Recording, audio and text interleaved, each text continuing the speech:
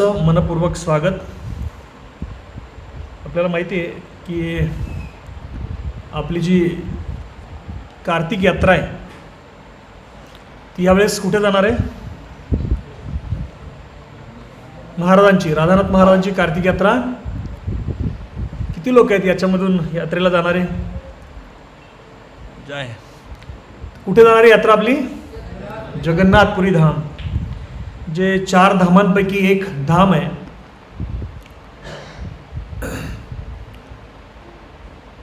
जे 4 महत्त्वाचे धाम कुठले आहेत? तर आपले जगन्नाथपुरी एक आहेच, त्याच्यानंतर द्वारकाधाम आहे, त्याच्यानंतर रामेश्वरम दक्षिणेला आणि उत्तरेला बद्रीनाथ. बरोबर. या 4 धामांचं एक अनन्यसाधारण असं महत्त्व आपल्या भारतीय जीवनामध्ये किंवा भारतीयांच्या जीवनामध्ये आहे. असं म्हटलं जातं की प्रत्येक भारतीयानं या आयुष्यामध्ये एकदा तरी या 4 धामांना आपण गेलं पाहिजे. त्यातलं एक जे धाम आहे ते आहे जगन्नाथांचं.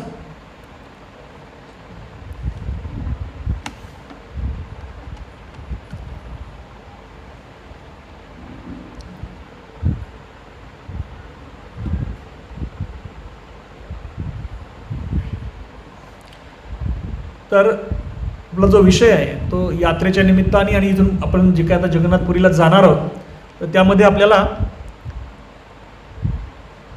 जो काही भाग आहे तर तो तिथे गेल्यानंतर आपण जे काही पहिल्यांदा जात आहे तर त्यांच्यासाठी थोडंसं इंट्रोडक्टरी म्हणू आपण त्याच्याबद्दल जाणून घेण्याचा प्रयत्न करूया.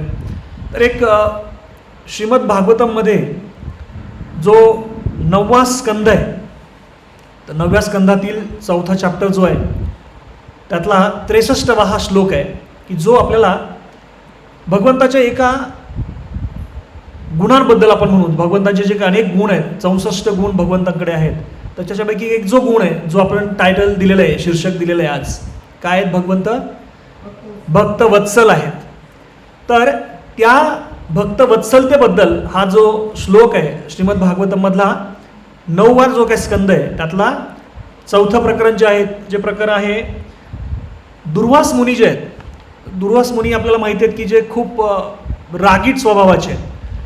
तर अंबरीश महाराज आणि त्यांचा हा प्रसंग आहे ज्यावेळेस त्यांनी वर्षभर एकादशीचं व्रत केलं होतं आणि त्या व्रतानंतर त्याचं पारण करण्याची वेळ होती. तर त्यावेळेस अचानक दुर्वास मुनी त्या ठिकाणी अवतीर्ण झाले आणि राजांनी त्यांचं यथायोग्य स्वागत केलं आणि त्यांना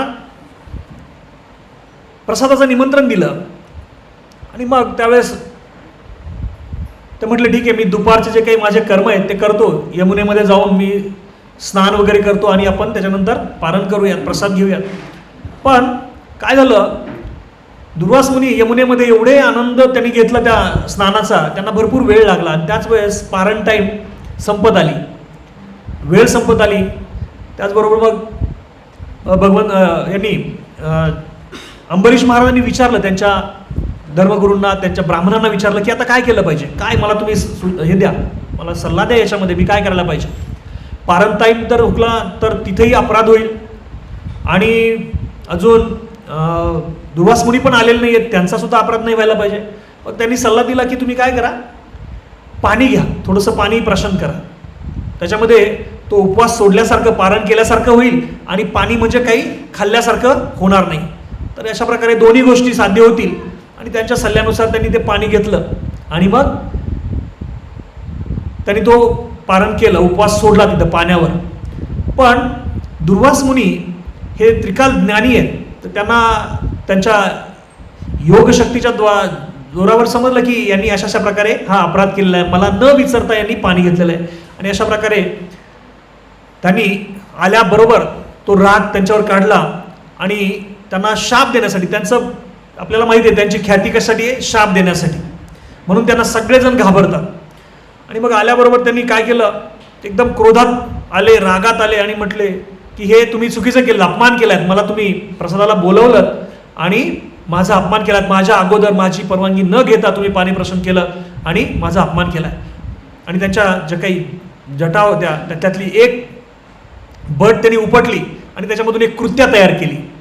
आणि ती कृत्या अशा प्रकारची अक्राळ विक्राळ भयंकर अशा प्रकारची एक ज्वालामुखीप्रमाणे तप्त अशा प्रकारची एक व्यक्ती निर्माण झाली आणि ती अंबरीश महाराजांकडे आली. तेवढ्यात, कारण भक्त जिथे कुठे असतील तिथे भक्तांचं संरक्षण करणं ही भगवंताची जबाबदारी आहे. जिथे कुठे भगवंत त्या ठिकाणी त्या अशा प्रकारच्या भक्ताला बघतात की जो भक्त माझ्या संकटात आहे, तर त्या ठिकाणी तात्काळ भगवंतांनी आपलं सुदर्शन सोडलं आणि त्या कृत्येला अंबरीश महाराजांच्या जवळ यायच्या अगोदर त्याला अगोदर नष्ट केलं. आणि नंतर ते सुदर्शन चक्र कुणाच्या मागे जाऊ लागलं. त्याचा तप्त, ज्याचा जो काही गरम उष्णपणा आहे तो दुर्वास मुनींच्या मागे. दुर्वास मुनी सगळ्यात अगोदर सगळ्या ब्रह्मांडामध्ये इकडे तिकडे फिरायला लागले. ब्रह्माजींकडे गेले, मला वाचवा, अशा प्रकारे मी हे केलं आणि याच्यामुळे मला माझ्या मागोमाग हे सुदर्शन चक्र धावतंय. तिथं पण म्हटले हे भगवंतांचं शस्त्र आहे, अस्त्र आहे, त्याला मी काही हस्तक्षेप करू शकत नाही. तिथून सुद्धा विन्मुख झाले. नंतर लगेच शिवजींच्या धामात गेले. तिथे त्यांनाही विनंती केली, तिथे पण काही नाही. अनेक प्रकारच्या गुहांमध्ये, समुद्राच्या खाली सगळीकडे धावाधाव केली. म्हणजे एखाद्या ऑलिम्पिकमध्ये कोणी पळणार नाही एवढे दुर्वास मुनी त्या ठिकाणी पळाले, पण सुदर्शनपासून काही त्यांची सुटका झाली नाही. आणि तिथे मग जिथे ब्रह्माजी ते काही करू शकत नाही, शिवजी काही करू शकत नाही, तिथे त्यांना सांगितलं, त्या दोघांनी सांगितलं की तुम्ही ज्याचा कुणाचा अपराध केलाय त्यांच्याकडे जा पहिलं. तर हे भगवंताकडे तुम्ही डायरेक्ट जा, वैकुंठात जा आणि त्यांनाच विचारा. आणि अशा प्रकारे दुर्वास मुनी वैकुंठात आले आणि म्हटले मी काय करायला पाहिजे. तर ते म्हटले ज्याचा कुणाचा तू अपराध केलाय तिथे जा, त्यांची माफी माग. आणि मग त्यांना अशा प्रकारे परत यमुनेच्या काठी जिथे वृंदावनामध्ये यावं लागलं, जिथे त्यांनी अंबरीश महाराजांचा अपराध केला होता. आणि अंबरीश महाराजांनी मग त्या ठिकाणी त्यांना माफ केलं किंवा त्यांची लोटांगण घालून त्यांनी माफी मागितली आणि अशा प्रकारे त्यांची त्याच्यामधून सुटका झाली. तर त्या प्रसंगामध्ये हा एक श्लोक येतो बघा, ज्याचा आपण इथे चर्चा करणार आहोत.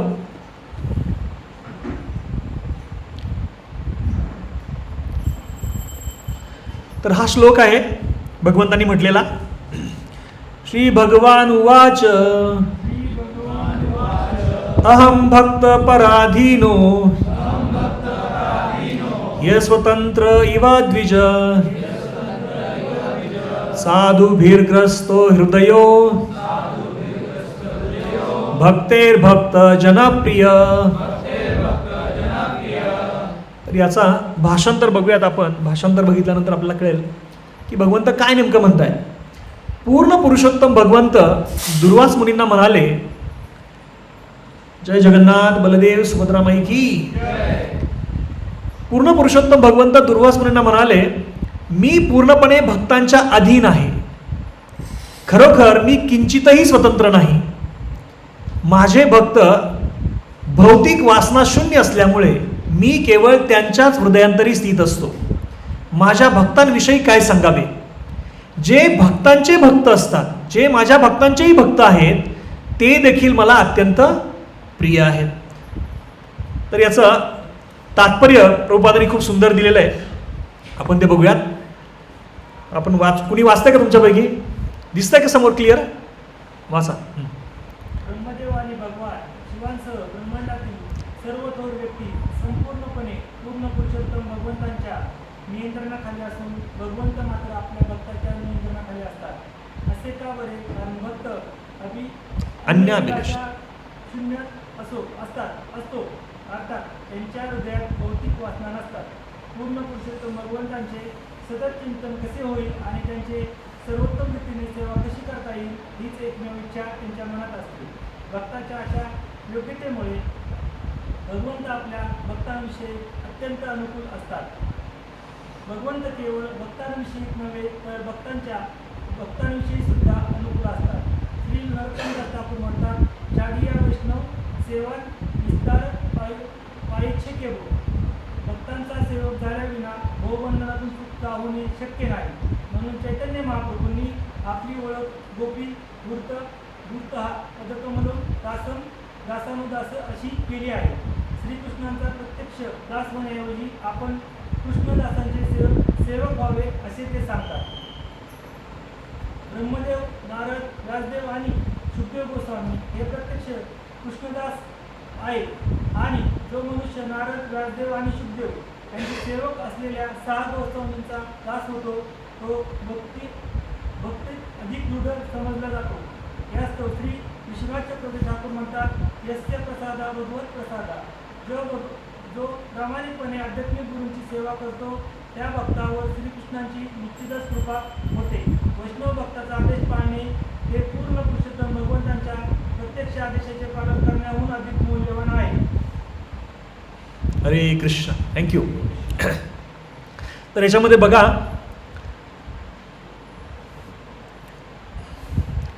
ब्रह्मदेव आणि भगवान शिवांसह ब्रह्मांडातील सर्व थोर व्यक्ती संपूर्णपणे पूर्ण पुरुषोत्तम भगवंतांच्या नियंत्रणाखाली आहे.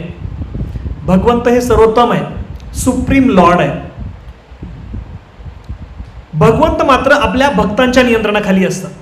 म्हणजे शिवजी, ब्रह्माजी जे या भौतिक ब्रह्मांडाचे एक द्वितीय निर्माते आहेत, सेकंड क्रिएटर ज्याला आपण म्हणतो, पण ते सुद्धा भगवंताच्या नियंत्रणाखाली असतात. त्यांना सुद्धा भगवंतांच्या बद्दल अधिक जे काही भगवंताच्या लीला आहेत त्या समजून घेता येत नाहीत. पण भगवंत दुसऱ्याच ओळीमध्ये म्हणतात की भगवंत मात्र आपल्या भक्तांच्या नियंत्रणाखाली असतात. असे का? त्याचं कारण आहे, कारण भक्त अन्याभिलाषिता शून्य असतो. त्यांच्या मनामध्ये कुठल्याही प्रकारची इच्छा नसते, कुठल्या इच्छे नसते. भगवंतांच्या शिवाय, भगवंतांची सेवा करण्याशिवाय दुसरं कुठल्याही प्रकारे वैयक्तिकरित्या कुठल्या प्रकारचा आनंद घेणे हे भक्ताला किंवा वैष्णवाला सुचत नाही. आणि या अशा भक्तांच्या नियंत्रणाखाली भगवंत असतात. अर्थात त्यांच्या हृदयात भौतिक वासना नसतात. स्वतः भौतिक वासना म्हणजे कुठल्या, आपल्या स्वतःच्या आनंदासाठी, एन्जॉयमेंटसाठी जे काही आपण करतो ते सगळं वैयक्तिक आहे. भगवंतांना आपण विसरून जातो आणि मग मला असं करायचं आहे, मला तसं करायचं आहे, जे वेगळ्या वेगळ्या प्रकारचे प्लॅन आपल्याला येतात, तर ते आपण जेव्हा करतो त्यावेळेस मग आपल्याला भगवंताचं पूर्णपणे विस्मरण होतं. तिथे भगवंत आपल्याला कधी आपल्या नियंत्रणात असू शकत नाहीत. असे भक्त ज्यांच्या मनात कुठल्याही प्रकारची भौतिक वासना नाही, असे जे भक्त आहेत, असे जे वैष्णव आहेत, तर जे सातत्यानं कायमस्वरूपी बसता उठता जिथं काही प्रकारचं कुठलं काम चालू असेल, जसं वृंदावनातल्या गोपी जे आहेत, तर जे काही काम करतायत म्हणजे दळतायत, काढतायत, जसं मुक्ताबाईंच्या अभंगामध्ये पण म्हटलेलं आहे, गोपी पण म्हणतात की त्या दूध काढतायत किंवा ताक करतायत किंवा लोणी काढतायत, जे काही काम करतील त्या प्रत्येक प्रसंगी काय चिंतन आहे? भगवंतांचं चिंतन आहे. भगवंत काय करत असतील? गायी घेऊन जरी वनात गेले असले तरी काय चिंतन आहे की ते आता काय करत असतील, कुठे असतील, तर हे चिंतन त्यांच्या मनात सातत्यानं चालू आहे. तर अशा त्या सर्वोत्तम रीतीने सेवा कशी करता येईल, भगवंत आत्ता काय करत असतील आणि त्यांना आपण कशा प्रकारे आनंद देऊ शकतो, अशी जी इच्छा ज्या भक्तांच्या मनात आहे, तर त्याच भक्तांच्या नियंत्रणाखाली भगवंत असतात. हीच एकमेव इच्छा त्यांच्या मनात असते. भक्तांच्या अशा योग्यतेमुळे भगवंत आपल्या भक्तांविषयी अत्यंत अनुकूल असतात. भगवंत केवळ भक्तांविषयीच नव्हे तर भक्तांविषयी सुद्धा अनुकूल असतात. तर आता आपण कुणाचे अनुयायी आहेत, कुणाचे भक्त होत? आपण डायरेक्ट भगवंताचे तर भक्त होऊ शकत नाहीत. आपण काही ब्रह्माजी नाहीत, शिवजी नाहीत किंवा नारद मुनी नाहीत. हे डायरेक्ट जे आहेत, ब्रह्माजी असतील, शिवजी असतील किंवा बाकीच्या देवदेवता असतील, ते डायरेक्ट भगवंताची सेवा करतात. आपल्याला ते स्थान नाही आहे, आपण तिथपर्यंत जाऊ शकत नाही. आपण कुणाचे भक्त आहेत?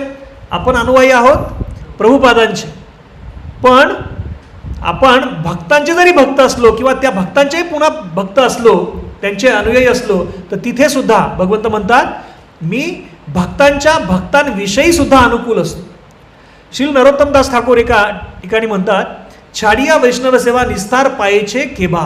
जर मी वैष्णवांची सेवा जर सोडली तर माझा कशा प्रकारे उद्धार होणार आहे? माझा उद्धार होण्याची कुठलीही शक्यता नाही. भक्तांचा सेवक झाल्याविना भवबंधनातून सुटका होणे शक्य नाही. जोपर्यंत आपण भगवंताचे जे शुद्ध भक्त आहेत, जसे प्रभुपाद असतील, गुरु महाराज असतील, जे प्रभुपादांचे शिष्य आहेत, ते खऱ्या अर्थाने या भूतलावर कोण आहेत? शुद्ध भक्त आहेत. आणि यांची सेवा जोपर्यंत आपण करत नाही तोपर्यंत आपला या भौतिक बंधनातून सुटका होण्याचा कुठला मार्ग नाही. आणि म्हणून चैतन्य महाप्रभूंनी आपली ओळख काय दिली आहे? गोपी भरतूर पद कमलयो दासानुदास. ते म्हणतात की मी गोपींचा दास आहे.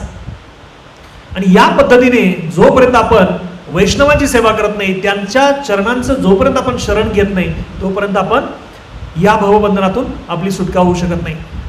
श्रीकृष्णांचा प्रत्यक्ष दास होण्याऐवजी आपण कृष्ण दासांचे सेवक व्हावे असे ते या तात्पर्यामध्ये सांगतायत. त्याच्या पुढे पुन्हा बघा, मी मगाशी म्हटलेलं ब्रह्मदेव, नारद, व्यासदेव आणि शुकदेव गोस्वामी हे प्रत्यक्ष कृष्णदास आहेत, आणि जो मनुष्य नारद, व्यासदेव आणि शुकदेव यांचे सेवक असलेल्या 6 गोस्वामींचा दास होतो. प्रभुपाद हे कोण आहेत? 6 गोस्वामींचं, रूप गोस्वामी, रूपानुग आहेत आपण सगळे. तर या 6 गोस्वामींचे दास जे आहोत, तो भक्तीत, अशा प्रकारचा वैष्णव, अशा प्रकारचा भक्त, तो भक्तीत अधिक दृढ समजला जातो. आणि यास्तव श्रील विश्वनाथ चक्रवर्ती ठाकूर सुद्धा म्हणतात, यस्य प्रसादात भगवत प्रसादो, जे जो भगवंताच्या भक्तांची सेवा करतो, तर त्याच्यावर निश्चितपणे काय होती? आध्यात्मिक गुरूंची जो सेवा करतो त्याच्यावर श्रीकृष्णाची निश्चित कृपा होते.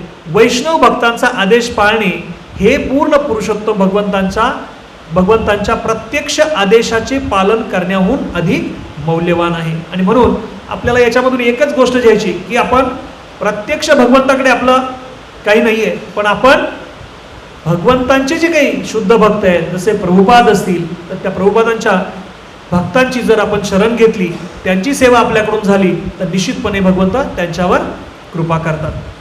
तर आपल्याला या संदर्भात हे जे तत्व आहे की भक्त कसे, म्हणजे जगन्नाथजी कसे भक्त वत्सल आहेत, त्याच्याबद्दल आपल्याला जगन्नाथजींच्या ज्या काही कथा आहेत किंवा त्यांच्या ज्या काही पास्टम आहेत त्यांच्या शुद्ध भक्ताच्या, तर त्याच्यावरून आपल्याला कळेल की भगवंत कशा प्रकारे भक्ताची सुद्धा सेवा करतात, भक्तांना प्रतिसाद देतात. तर हे जे काही पुरीमध्ये गेलेले आहेत, ज्यांनी अगोदर पुरीच्या भगवंतांचं दर्शन घेतलेलं आहे, त्यांना माहिती आहे हे कोण आहेत. तर हा जो दरवाजा आहे, तर हा पूर्व, ज्याला सिंहद्वार म्हणतात, तर सिंहद्वारामध्ये हे जे भगवंत आहेत त्यांना म्हटलं जातं पतित पावन भगवंत. ह्या फोटोमध्ये दिसत आहेत, त्यांचे हात पण नाही आहेत, त्यांना पाय पण नाही आहेत, फक्त त्यांचा चेहरा दिसतो, आपल्याला मुखमंडल दिसतं. या भगवंतांना म्हणतात पतित पावन विग्रह. तर हे कसे आले त्याच्या आपण काही गोष्टी पाहणार आहोत. तर याचं जे काही याच्याबद्दल म्हटलं जातं की पतित पावन विग्रह जे या सिंहद्वारामध्ये आहेत, तर यांचं या ठिकाणी हे कसे आले, नेमकं कुणासाठी आलेत आणि यांची इथे कशा प्रकारे त्यांना बसवलं गेलंय. आतमध्ये मंदिरामध्ये जर तुम्ही पाहिलं, आतमध्ये जे भगवंत आहेत, तर आतमध्ये जे विग्रह आहेत, तर हे आहेत बघा, हे 3 विग्रह आहेत आतमध्ये. मुख्य जो गाभारा आहे जगन्नाथपुरीचा मंदिर, तुम्हाला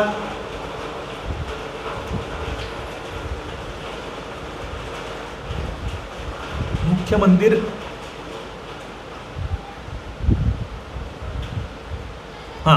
तर हे जे दिसत आहेत शेजारी आपल्याला 3 शिखरं दिसत आहेत, हे मुख्य मंदिर आहे. या मंदिरामध्ये आतमध्ये हे 3 विग्रह आहेत, जगन्नाथजी, बलदेवजी आणि सुभद्रा मैया. तर काही लोकांना जे लो कास्ट म्हणू किंवा जे विदेशी लोक आहेत, तर जगन्नाथपुरीमध्ये दर्शनाची परवानगी कुणाला आहे? फक्त भारतीय लोकांना आहे. त्यातल्या त्यात जर तुम्ही मुस्लिम असाल, विदेशी असाल, तर तिथे आत प्रवेश दिला जात नाही. आणि मग त्यांच्यासाठी, ज्या लोकांना मंदिरात जाता येत नाही, तर त्यांच्यासाठी कुठले दर्शन आहे? हे पतित पावन विग्रह आहे. आणि यांच्याबद्दल काही जे काही पास्टाईम्स आहेत किंवा स्टोरीज आहेत त्यांच्या भक्ताच्या, तर त्या आपण याच्यामध्ये पाहू.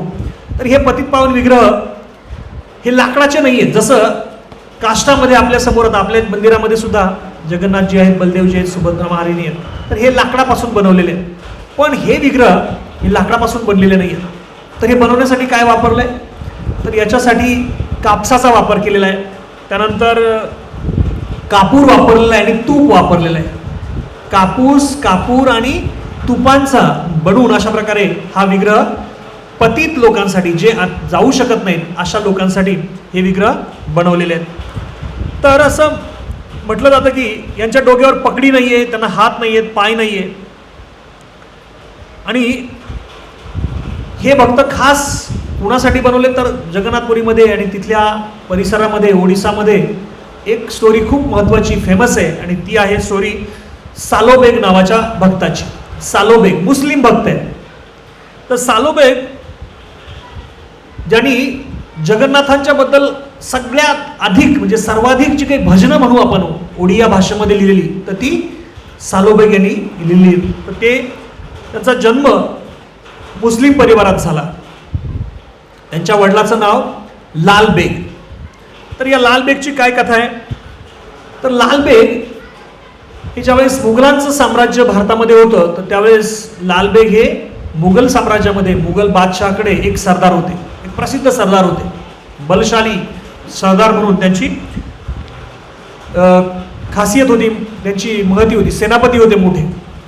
पण त्यावेळेस मुघल बादशाने त्यांना एक आज्ञा केली की आपले पूर्ण साम्राज्य, जसं उत्तर भारतामध्ये बऱ्यापैकी त्यांनी भारत काबीज केला होता, पण त्यांची इच्छा होती की आपलं सगळं साम्राज्य कुठं असलं पाहिजे, पूर्ण भारतभर असलं पाहिजे, भारतवर्षामध्ये आपली जी पताका आहे ती लहरली पाहिजे. आणि म्हणून त्यांनी त्या सेनापतीला लालबेगला काय केलं, ओडिसा आक्रमण करायला सांगितलं. तिथली जेवढी काही मंदिरं असतील, हिंदूंची जी काही धर्मस्थळं असतील ते सगळी तोडून टाका आणि पूर्ण ओडिसामध्ये आपला मुघल साम्राज्य प्रस्थापित झालं पाहिजे, अशा प्रकारचा आदेश त्यांना दिला. आणि अशा प्रकारे मग हा लालबेग सेनापती जो आहे दिल्लीवरून निघाला कुठे, ओडिसामध्ये आक्रमण करायला आणि अशा प्रकारे ओरिसा ताब्यात घेण्यासाठी. प्रवास करत करत जेव्हा भुवनेश्वर, कटक अशा प्रकारे पुढे येत पुरीच्या जवळ आल्यानंतर एक ठिकाण होतं तांडमुकुंदपुरी, एक छोटं गाव होतं तांडमुकुंदपुरी. या ठिकाणी आले. त्या गावाच्या बाजूला एक छोटी पुष्करणी होती, एक छोटा सरोवर होता.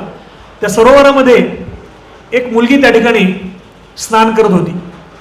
हेतू काय याचा, या ठिकाणी अशा प्रकारे येऊन दिल्लीवरून येऊन जगन्नाथपुरीचं जगन्नाथ बलदेव सुभद्रा मंदिर जे आहे ते पाडायचं. बघा भगवंताची सुद्धा कशी रचना असते. काय करतात, बरोबर त्याला एका याच्यामध्ये अडकून देतात. तिथे सुंदर अशा त्या तलावामध्ये एक मुलगी स्नान करत असते, तिचं नाव असतं ललिता. तर तिचं लग्न झालेलं असतं, परंतु दुर्दैवानं ती विधवा झालेली असते. आणि तिला पाहून हा सेनापती जवळूनच तिथे चाललाय त्या सरोवराच्या, तिच्याकडे बघून मोहित होतो. आणि पुढे जाण्याचा जे काही विचार आहे ते डोक्यातून निघून जातात. बस विचार काय, हिला कशा पद्धतीने आपल्याला मिळवायचं आणि हिचा भोग घ्यायचं. तर अशा प्रकारे हा विचार आल्याबरोबर तिला त्या सरोवराच्या काठी जातो. जसं एखादं वाघाने एखाद्या सिंहाला, वाघाने एखाद्या हरणाला पकडावं तशा प्रकारे तिला पकडतो आणि आपल्या शिबिरामध्ये घेऊन जातो. पुढे जायचा प्लॅन कॅन्सल होतो आणि अशा प्रकारे तिच्यासमोर प्रस्ताव ठेवतो की माझ्या अनेक पट्ट राण्या आहेत, अनेक माझ्या राण्या आहेत, बेगम आहेत, पण तू जर माझ्याशी विवाह केलास तर तू माझी पट्टराणी होशील, सगळ्यात प्रमुख राणी असशील. पण ती ललिता जी आहे ती मात्र याला विरोध करते. नाही, अशा पद्धतीने ती फक्त क्रंदन करत असते, रडत असते बस. आणि ती काही मान्य म्हणजे ती तयार होत नाही, लग्न करायला तयारच होत नाही. पण हा काही त्याचा हट्ट सोडायला तयार नाही. अनेक प्रकारचे प्रलोभनं देण्याचा तो प्रयत्न करतो लालबेग, पण ललिता मात्र काही ऐकत नाही. अनेक वेळेस असा विनंती करून होतं, पण शेवटी काही ती मानायला तयार नाही. आणि मग शेवटी ललिताच्या लक्षात येतं की आपण एक अटीवर तुझ्याशी मी विवाह करायला तयार आहे. मग ती अट सांगते काय, तुम्ही ज्या मोहिमेसाठी आलेला आहे, जगन्नाथपुरीला जायचं, जगन्नाथांचं मंदिर पूर्णपणे उद्ध्वस्त करायचं, हे जे मंदिर पाडण्याचं तुमचं जे काही प्रण घेतलेलं आहे, तुम्ही जे काही वचन दिलेलं आहे बादशाहाला, ते वचन जर तुम्ही सोडून दिलं आणि माझ्यासमोर या ठिकाणी जर हे केली, मला प्रॉमिस जर केलं की आयुष्यभर मी पुन्हा त्या मंदिराकडे पाहणार पण नाही, त्या दिशेला मी जाणारही नाही, आणि ते मंदिर न पाडण्याचं वचन जर तुम्ही मला दिलं तर मी तुमच्याशी विवाह करायला तयार आहे. आणि अशा प्रकारे भगवंत या ठिकाणी ज्या दिशेनं, ज्या हेतूनं तो लालबेग आलेला असतो मंदिर पाडण्याच्या दृष्टीनं, तर तिथे त्याला एक रचना केली भगवंतानी आणि त्याला त्याच्यामध्ये अडकवलं. जसं भगवद्गीतेमध्ये श्लोक आहे बघा, दैवी हेषा मम गुणमयी मम माया दुरत्यया. माझे जे काही प्लॅन आहेत या भवसागरामध्ये जे काही चाललंय त्याच्यामधून तुमची सहजासहजी सुटका होत नाही. जोपर्यंत तुम्ही मामेव ये प्रपद्यन्ते माया मेता तरंती, जोपर्यंत तुम्ही मला शरण जात नाही तोपर्यंत तुम्ही या भवसागरातून तुमची सुटका होणार नाही. त्याचा जो प्लॅन होता तो त्यांनी भगवंतानी बदलून टाकला आणि त्याला एका मोहामध्ये, एका जाळ्यामध्ये अडकवलं आणि अशा प्रकारे त्याचा जो प्लॅन आहे तो पूर्णपणे बदलून टाकला. आणि नंतर मग जसं वचन दिलं होतं अशा प्रकारे लालबेग म्हणतो, ठीक आहे, हरकत नाही, तुझ्या वचनाप्रमाणे मी कधीही आयुष्यात त्या मंदिराकडे जाणार नाही, ते मंदिर तोडणार नाही. पुढे त्यांचं लग्न होतं. लग्न झाल्यानंतर या दोघांना एक मुलगा होता, त्याचं नाव सालोबेग. लालबेगचा मुलगा सालोबेग. तर सालोबेग हळूहळू मोठा होतो आणि जवळजवळ 16-17 वर्षाचा झाल्यानंतर पुढे कुणीतरी अशा प्रकारची खबर थेट बादशाला दिल्लीमध्ये देतं की तुम्ही जो लालबेग नावाचा सरदार जो आहे तो ओडिसा प्रांतावर आक्रमण करण्यासाठी पाठवलेला आहे, पण त्यानं तिथे जाऊन ते मंदिर तोडण्याचा तर सोडाच, त्या मंदिराकडे तो गेला नाही, तिथे एका हिंदू मुलीशी त्याने विवाह केलाय आणि अशा प्रकारे तिथे स्थायिक झालाय. आणि अशा प्रकारे जेव्हा बादशाला कळतं तेव्हा बादशाह एकदम क्रोधित होतो, काय मी कुठल्या गोष्टीसाठी त्याला पाठवलंय आणि तो तिथे जाऊन काय करतोय. अगदी मग्न झालाय स्वतःच्या आनंदामध्ये. आणि मग सालोबेग तिथे जाऊन जो थांबलाय, रमलाय, तर त्याला पराभूत करण्यासाठी दुसरा एक सरदार ते दिल्लीवरून परत पाठवून देतात. आणि अशा प्रकारे तो सरदार त्या ठिकाणी भुवनेश्वर, कटक या भागामध्ये येतो आणि या लालबेगचं आणि नवीन जो पाठवून दिलेला सरदार आहे त्याच्यामध्ये घनघोर युद्ध होतं. या युद्धामध्ये लालबेगची मदत त्यांचा मुलगाही करतोय, त्याचं नाव सालोबेग. पण या युद्धामध्ये प्रचंड मोठं सैन्य तो नवीन सरदार घेऊन आलेला असतो, सेनापती घेऊन आलेला असतो आणि या सैन्याच्या पुढं लालबेगचं आणि सालोबेगचं काही निभाव लागत नाही. याच्यामध्ये लालबेगचा मृत्यू होतो आणि जो त्याचा मुलगा आहे 16-17 वर्षाचा सालोबेग, तो अगदी मरणासन्न स्थितीमध्ये असतो. अगदी कुठल्याही क्षणी त्यालाही मृत्यू येऊ शकतो, अशा प्रकारची स्थिती त्याची होते. अंगावर असंख्य जखमा झालेल्या असतात आणि अगदी काही शेवटच्या घटका आहेत, अशा प्रकारची त्याची स्थिती असते. आणि जेव्हा त्याची आई ललिता, तिला जेव्हा हे कळतं की अशा प्रकारे रणांगणामध्ये मुलगा अगदी मरणासन्न अवस्थेमध्ये, तेव्हा तिथे धावत तिथं जाते आणि त्याला त्याच्यासमोर रडायला लागते. तू जर अशा प्रकारे जर गेलास तर माझ्या जीवनात काहीच उरलं नाही, मला सुद्धा तुझ्या वडिलांच्या मार्गाने हे जग सोडून जावं लागेल. अशा प्रकारे त्याच्यासमोर ती अगदी खूप दुःख व्यक्त करते. आणि मग त्यावेळेस ललिता शेवटी म्हणते, यावर एक उपाय, याच्यामधून सुद्धा तू वाचू शकतो, तुला एक चांगलं आयुष्य पुढे जगता येऊ शकतं, पण त्यासाठी एक गोष्ट मी जी सांगेल ती मात्र तुला करावी लागेल.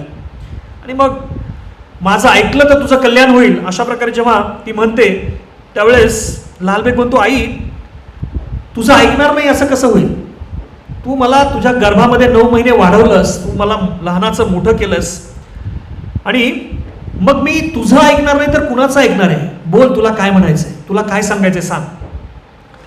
पण ललिता म्हणते, आई म्हणते की तू मला एक वचन दे, तू जगन्नाथाचं जर नाव वचन दे की तू हे माझे शब्द टाळणार नाहीस. आणि मग म्हणते, तू जगन्नाथाचं नाव ऐकलंस का? जगन्नाथपुरीमध्ये ते मंदिरामध्ये जगन्नाथ, बलदेव, सुभद्रामाई या ठिकाणी तिघजण मिळून, तिघजण भावंड आहेत, त्या ठिकाणी राहतात. जगन्नाथपुरीमध्ये एक श्री मंदिर आहे, तिथं त्यांचा निवास असतो. आणि त्यांचं जर तू ध्यान केलंस, त्यांची जर तू प्रार्थना केलीस तर तुला निश्चित ते बरं करतील. जगन्नाथजी हे श्रीकृष्णांपेक्षा अभिन्न आहेत. जगन्नाथजी श्रीकृष्णच आहेत, पण जगन्नाथपुरीमध्ये ते जगन्नाथ म्हणून मध्ये राहतात आणि वृंदावनमध्ये ते श्रीकृष्ण म्हणून वावरतात. त्यांचं नित्यधाम वृंदावन आहे. जगन्नाथपुरीमध्ये ते जगन्नाथ म्हणून या ठिकाणी आहेत, वास्तव्य त्यांचं आहे. ते खूप भक्तवत्सल आहेत आणि जे असहाय्य व्यक्ती आहे त्याला ते सहाय्य करतात, जो निराश्रय आहे त्याला आश्रय देतात. त्यांची तू फक्त मनापासून काय केली पाहिजेस? प्रार्थना केली पाहिजेस. तू जर हे केलंस तर निश्चित तुला या सगळ्या संकटामधून ते बाहेर काढतील. अशा प्रकारे जेव्हा आई सांगते की तू जगन्नाथ, कृष्ण, बलदेव, सुभद्रा हे काय सांगते, आपण तर मुसलमान आहोत, त्याला माहीत नसतं आपली आई कोण आहे. आणि मग जेव्हा तो आश्चर्यचकित होतो की हे काय, आपण तर मुसलमान आहोत, आपल्यासाठी फक्त अल्लाह जो आहे तोच आपलं सगळं काही आहे, आणि हे काय मला तू सगळं हिंदू देवतांचं, देवींचं किंवा यांचं सगळं सांगतेस. आणि मग आई त्याला थोडक्यात सगळी कथा सांगतात की कशा प्रकारे तुझ्या वडिलांनी माझ्याबरोबर जबरदस्तीने मला पळवून नेऊन अशा प्रकारे विवाह केला आहे, परंतु मी हिंदू आहे आणि माझे आराध्य कोण आहेत? जगन्नाथजी आहे. आणि हे जेव्हा त्याला कळतं त्यावेळेस मग ती सांगते की मी त्यांना अट घातली होती की जर तू म्हणजे तुझ्या वडिलांनी जगन्नाथ मंदिर तोडलं नाही तर मी विवाह करेल. आणि अशा प्रकारे आमचा विवाह झाला आणि या पद्धतीने आज मला या धर्मामध्ये मी त्या तुझ्या वडिलांमुळे मी या ठिकाणी आहे. आणि मग जेव्हा हे सगळं सांगते आणि माझे इष्टदेव जगन्नाथजी आहेत, तेच माझं सर्व काही आहेत, आणि त्यावेळेस मग मी त्यांना विसरू शकत नाही. तू जर त्यांची प्रार्थना केलीस तर तुला सुद्धा ते या संकटातून बाहेर काढतील. अशा प्रकारचं जेव्हा सांगते मग त्यावेळेस ती म्हणते की तुला काय करावं लागेल? सतत 12 दिवस जगन्नाथांना प्रार्थना करावं लागेल, त्यांचं ध्यान करावं लागेल. आणि तू जर सातत्यानं त्यांचं ध्यान केलंस तर नक्कीच तुझी प्रार्थना ते ऐकतील आणि तुझा या संकटातून ते काय करतील? तुला बाहेर काढतील. पण हे करण्यासाठी तुला जगन्नाथांवर पूर्ण विश्वास असला पाहिजे. जर आपली गोष्ट म्हणजे आपल्यामध्ये मनात विश्वास नसेल, कुठल्याही प्रकारे असू देत ते, मग एखादी साधी परीक्षा द्यायची असू देत, कुठलं काम करायच्या बाबतीत असू देत, आपला विश्वास नसेल तर ते काम आपलं कधीच नीट होत नाही. म्हणून आपण जर विश्वासाने एखादी गोष्ट केली तर विश्वास असेल तर अगदी कृष्ण आपल्याला कुठेही मदत करतात. पण जर आपल्यामध्ये जर शंका कुशंका असतील ना तर आपल्याकडे भगवंत बघत सुद्धा नाहीत. आणि ते म्हणून मग ती आई म्हणते की तू विश्वासानं हे कर. आणि मग सालोबक जो मुलगा आहे तो म्हणतो ठीक आहे आई, तू म्हणत असेल तर मी तू म्हणते तशा प्रकारे 12 दिवस त्यांचं सतत ध्यान करेल, त्यांची प्रार्थना करेल, काही हरकत नाही. आणि मग अशा प्रकारे सालोबेक मुलगा सुद्धा त्यांची आई सुद्धा 12 दिवस सातत्यानं भगवंतांना प्रार्थना करतात, भगवंताचे भजन गातात आणि रात्रंदिवस भगवंताच्या समोर प्रार्थना गात राहतात. 12 दिवस जेव्हा होतात तेव्हा सालोबेक म्हणतो आई अगं 12 दिवस झालेत, मी सातत्यानं भगवंताची प्रार्थना केली आहे, पण माझा त्रास कमी व्हायच्या ऐवजी वाढत चाललाय. काय होणार आहे आता? एवढं मी विश्वासानं केलंय, पण मला जो त्रास होत होता अगोदर तो आता अधिक वाढलाय आणि कदाचित माझं आता काही खरं नाहीये. पण आई म्हणते विश्वास ठेव, थोडासा धीर धर, कारण तू धैर्य धरलंस तर तुला निश्चितपणे भगवंत मदत करतील. आणि त्या दिवशी 12व्या दिवशी ललिता जी सालोबेकची आई आहे ती अतिशय कातर भावामध्ये भगवंतांना प्रार्थना करते आणि भगवंतांना म्हणते जगन्नाथा, तुम्ही किती पतितांचा सांभाळ केलाय, किती लोकांचं तुम्ही संरक्षण केलंय. अहो तुम्ही द्रौपदीला एवढ्या मोठ्या संकटामधून वाचवलं.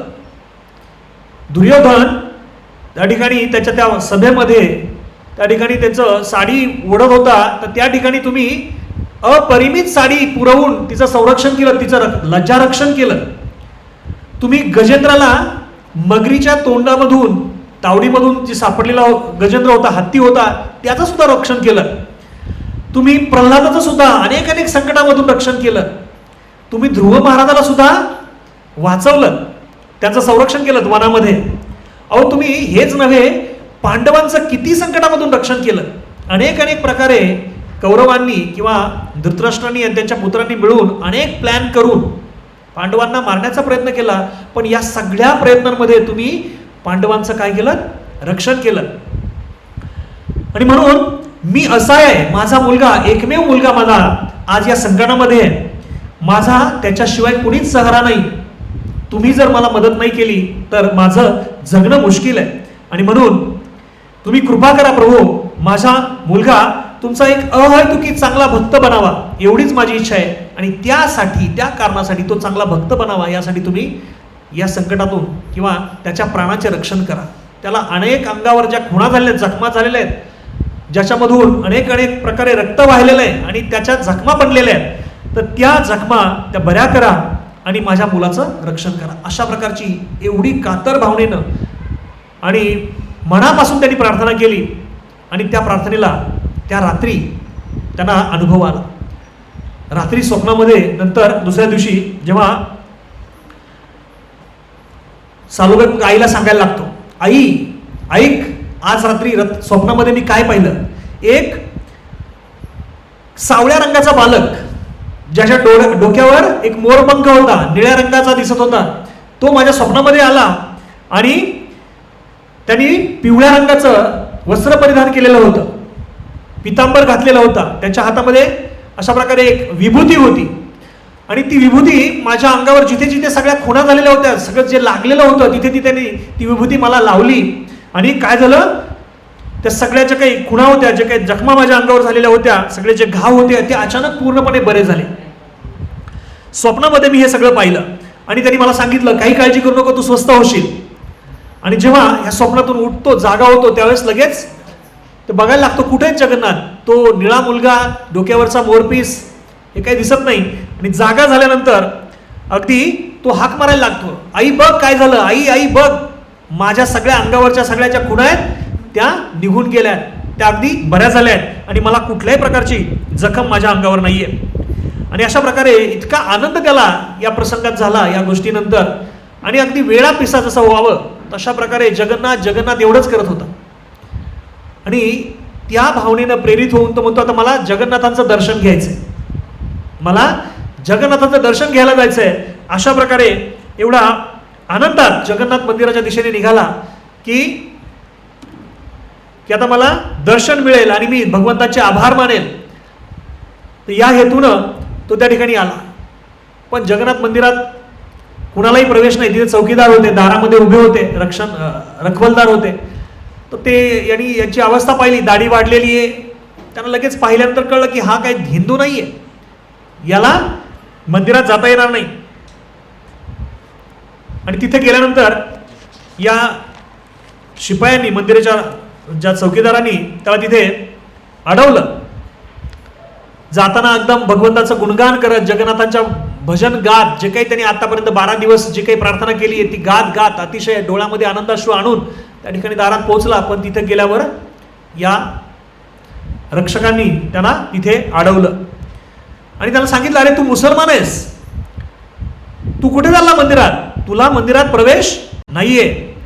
आणि मग जेव्हा प्रवेश नाही असं कळल्यानंतर तो तिथेच जागेवर बसला दारामध्ये, जे सिंहद्वार आहे, पूर्वेकडच्या दिशेने असलेलं द्वार आहे, तर त्या दारामध्ये बसला आणि भगवंतांना प्रार्थना करू लागला.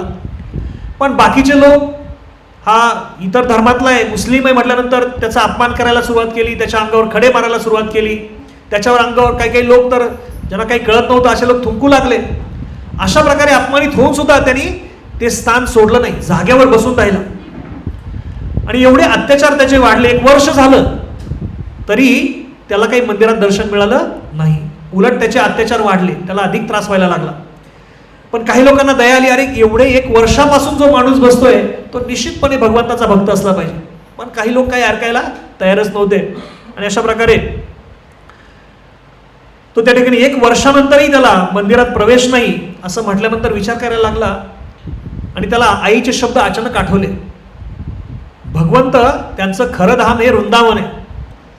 इथं ते जरी जगन्नाथ म्हणून इथं राहत असले पण त्यांचं जे काही नित्यधाम आहे ते वृंदावन आहे असं म्हटल्यानंतर त्याला विचार आला, अरे इथं तर दर्शन नाही मिळत आपल्याला, चला आपण कमीत कमी प्रवास करत कुठे जाऊ, वृंदावनात जाऊ आणि तिथे भगवंताचं आपण दर्शन घेऊया.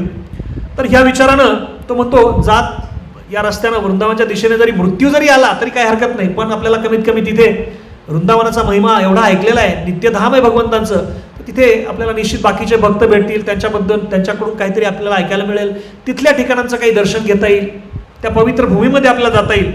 अशा विचारानं तो विचार करतो आणि वृंदावनच्या दिशेने वाटचाल करू लागतो. आणि अशा प्रकारे निघताना सिंहद्वारामधून इथूनच जगन्नाथ, बलदेव, सुभद्रामाई यांना प्रार्थना करतो आणि वृंदावनाच्या दिशेने चालू लागतो. चालता चालता भजन गातोय, आनंदामध्ये तो म्हणतो, आता मला कमीत कमी वृंदावनामध्ये तरी भक्तांचा संग मिळेल, तिथे मला भगवंताच्याबद्दल काहीतरी ऐकायला मिळेल, या हेतूनं तो चालू लागतो. चालता चालता बालासोर या ठिकाणी पोहोचतो. हे मंदिर आहे बघा बालासोरमध्ये.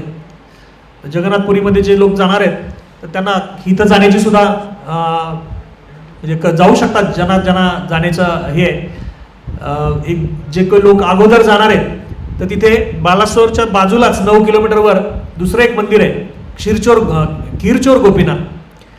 तर इथे मुक्कामाला तिथे गेल्यानंतर तिथे एक मंदिर आहे बघा, श्याम सुंदर मंदिर. तर तिथं म्हणतो, विचार करतो, जगन्नाथपुरीमध्ये भगवंताचं दर्शन नाही झालं, कमीत कमी इथे तरी मुक्कामाला आपण जाऊया, चला मंदिराकडे जातो. पण तिथे सुद्धा मंदिराच्या बाहेर अगदी मोठी भिंत बांधलेली असते, उंचपैकी एकदम.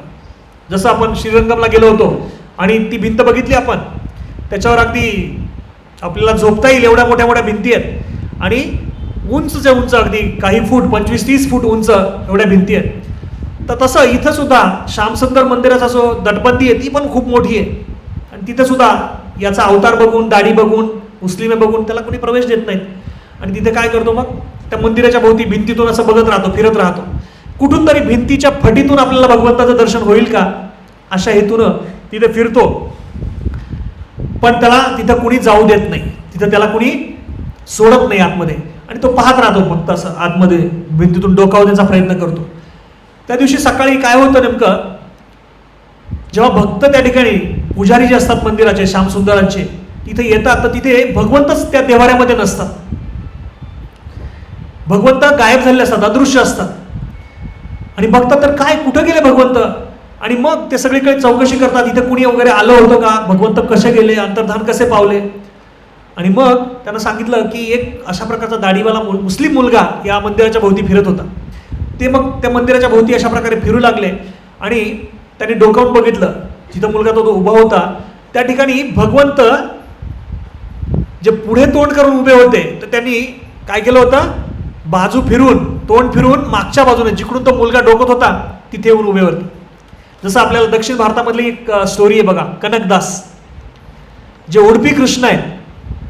तर तिथे कनकदास नावाचा अशाच प्रकारचा लो कास्टमधला, खालच्या जातीतला एक मुलगा होता, भक्त होता, की त्याला सुद्धा मंदिरात कधी प्रवेश दिला जायचा नाही.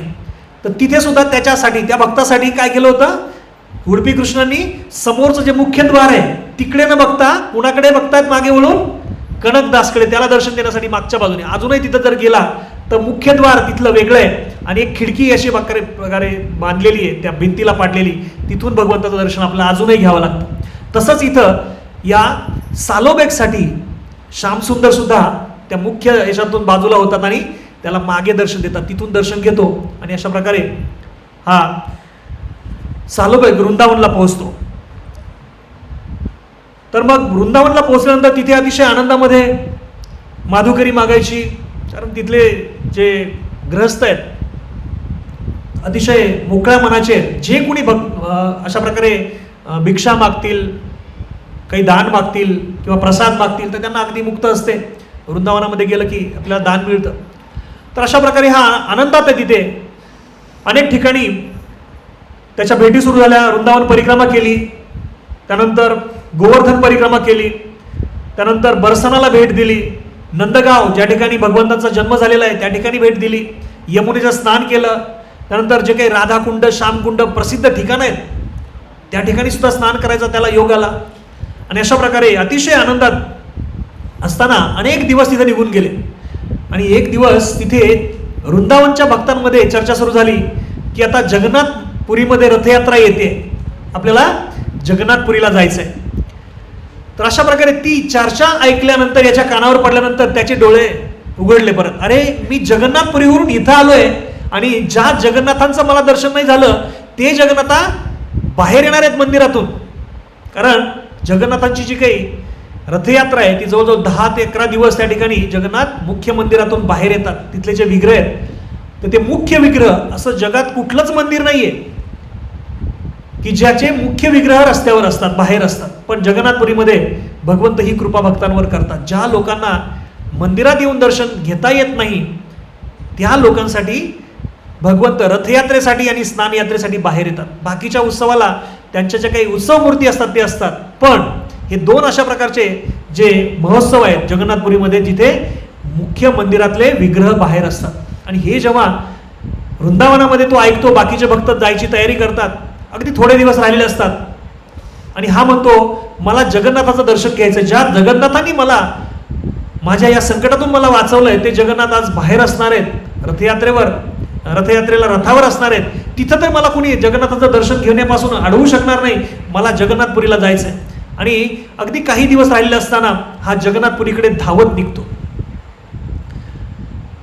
पण प्रार्थना एकच असते की मला आता वेळ कमी राहिलेला आहे, मला तिथे जाईपर्यंत फक्त जगन्नाथ मंदिर मध्ये भगवंत आतमध्ये जाता कामा नयेत.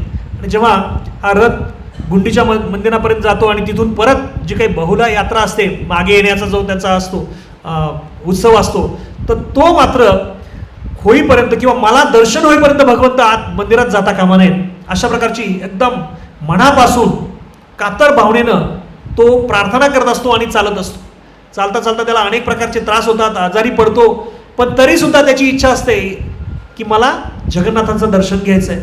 आणि त्या इच्छेनं प्रेरित होऊन त्रास होत असताना सुद्धा भगवंतांना प्रार्थना करत, भगवंता मला येईपर्यंत, मला दर्शन देईपर्यंत तुम्ही आतमध्ये जाऊ नका.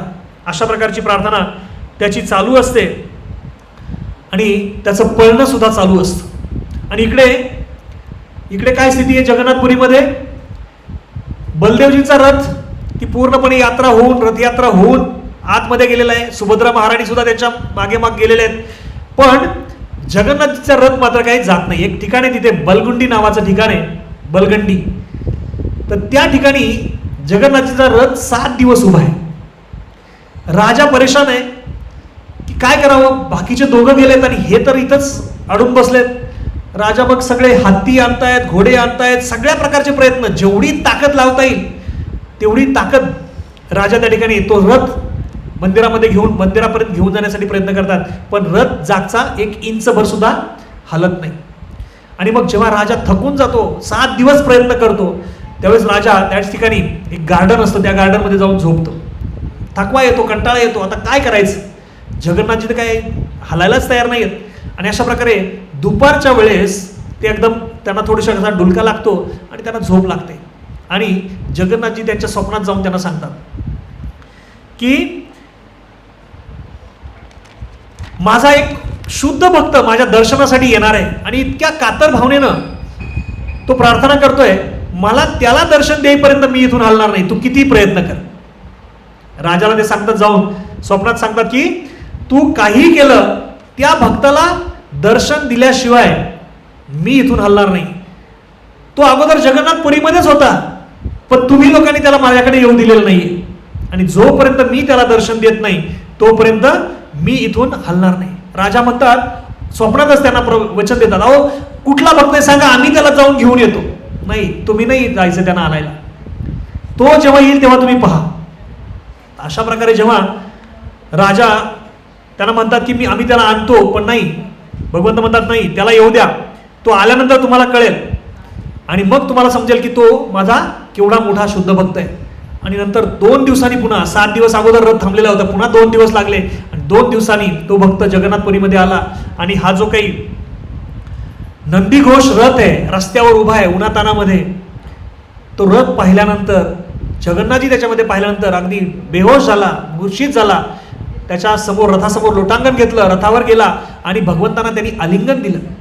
आणि तिथे त्यांच्या समोर प्रार्थना गाऊ लागला, भगवंता मी किती मोठा अपराध केलाय, तुम्हाला मी एवढे दिवस 7-8 दिवस 9 दिवस मी उन्हातानात ठेवलंय, किती तुमचे भक्त प्रयत्न करतायत, तुमच्या आनंदासाठी भगवंत तिथे मंदिरामध्ये 56 भोग लावले, माता लक्ष्मी तुमची वाट पाहते, पण माझ्या या पतित जीवासाठी, यौवनासाठी तुम्ही 7 दिवस ऊन ताण जे काही पाऊस आहे किंवा अशा प्रकारचं जे काही प्रतिकूल वातावरण आहे ते सगळं माझ्यासाठी सहन केलं.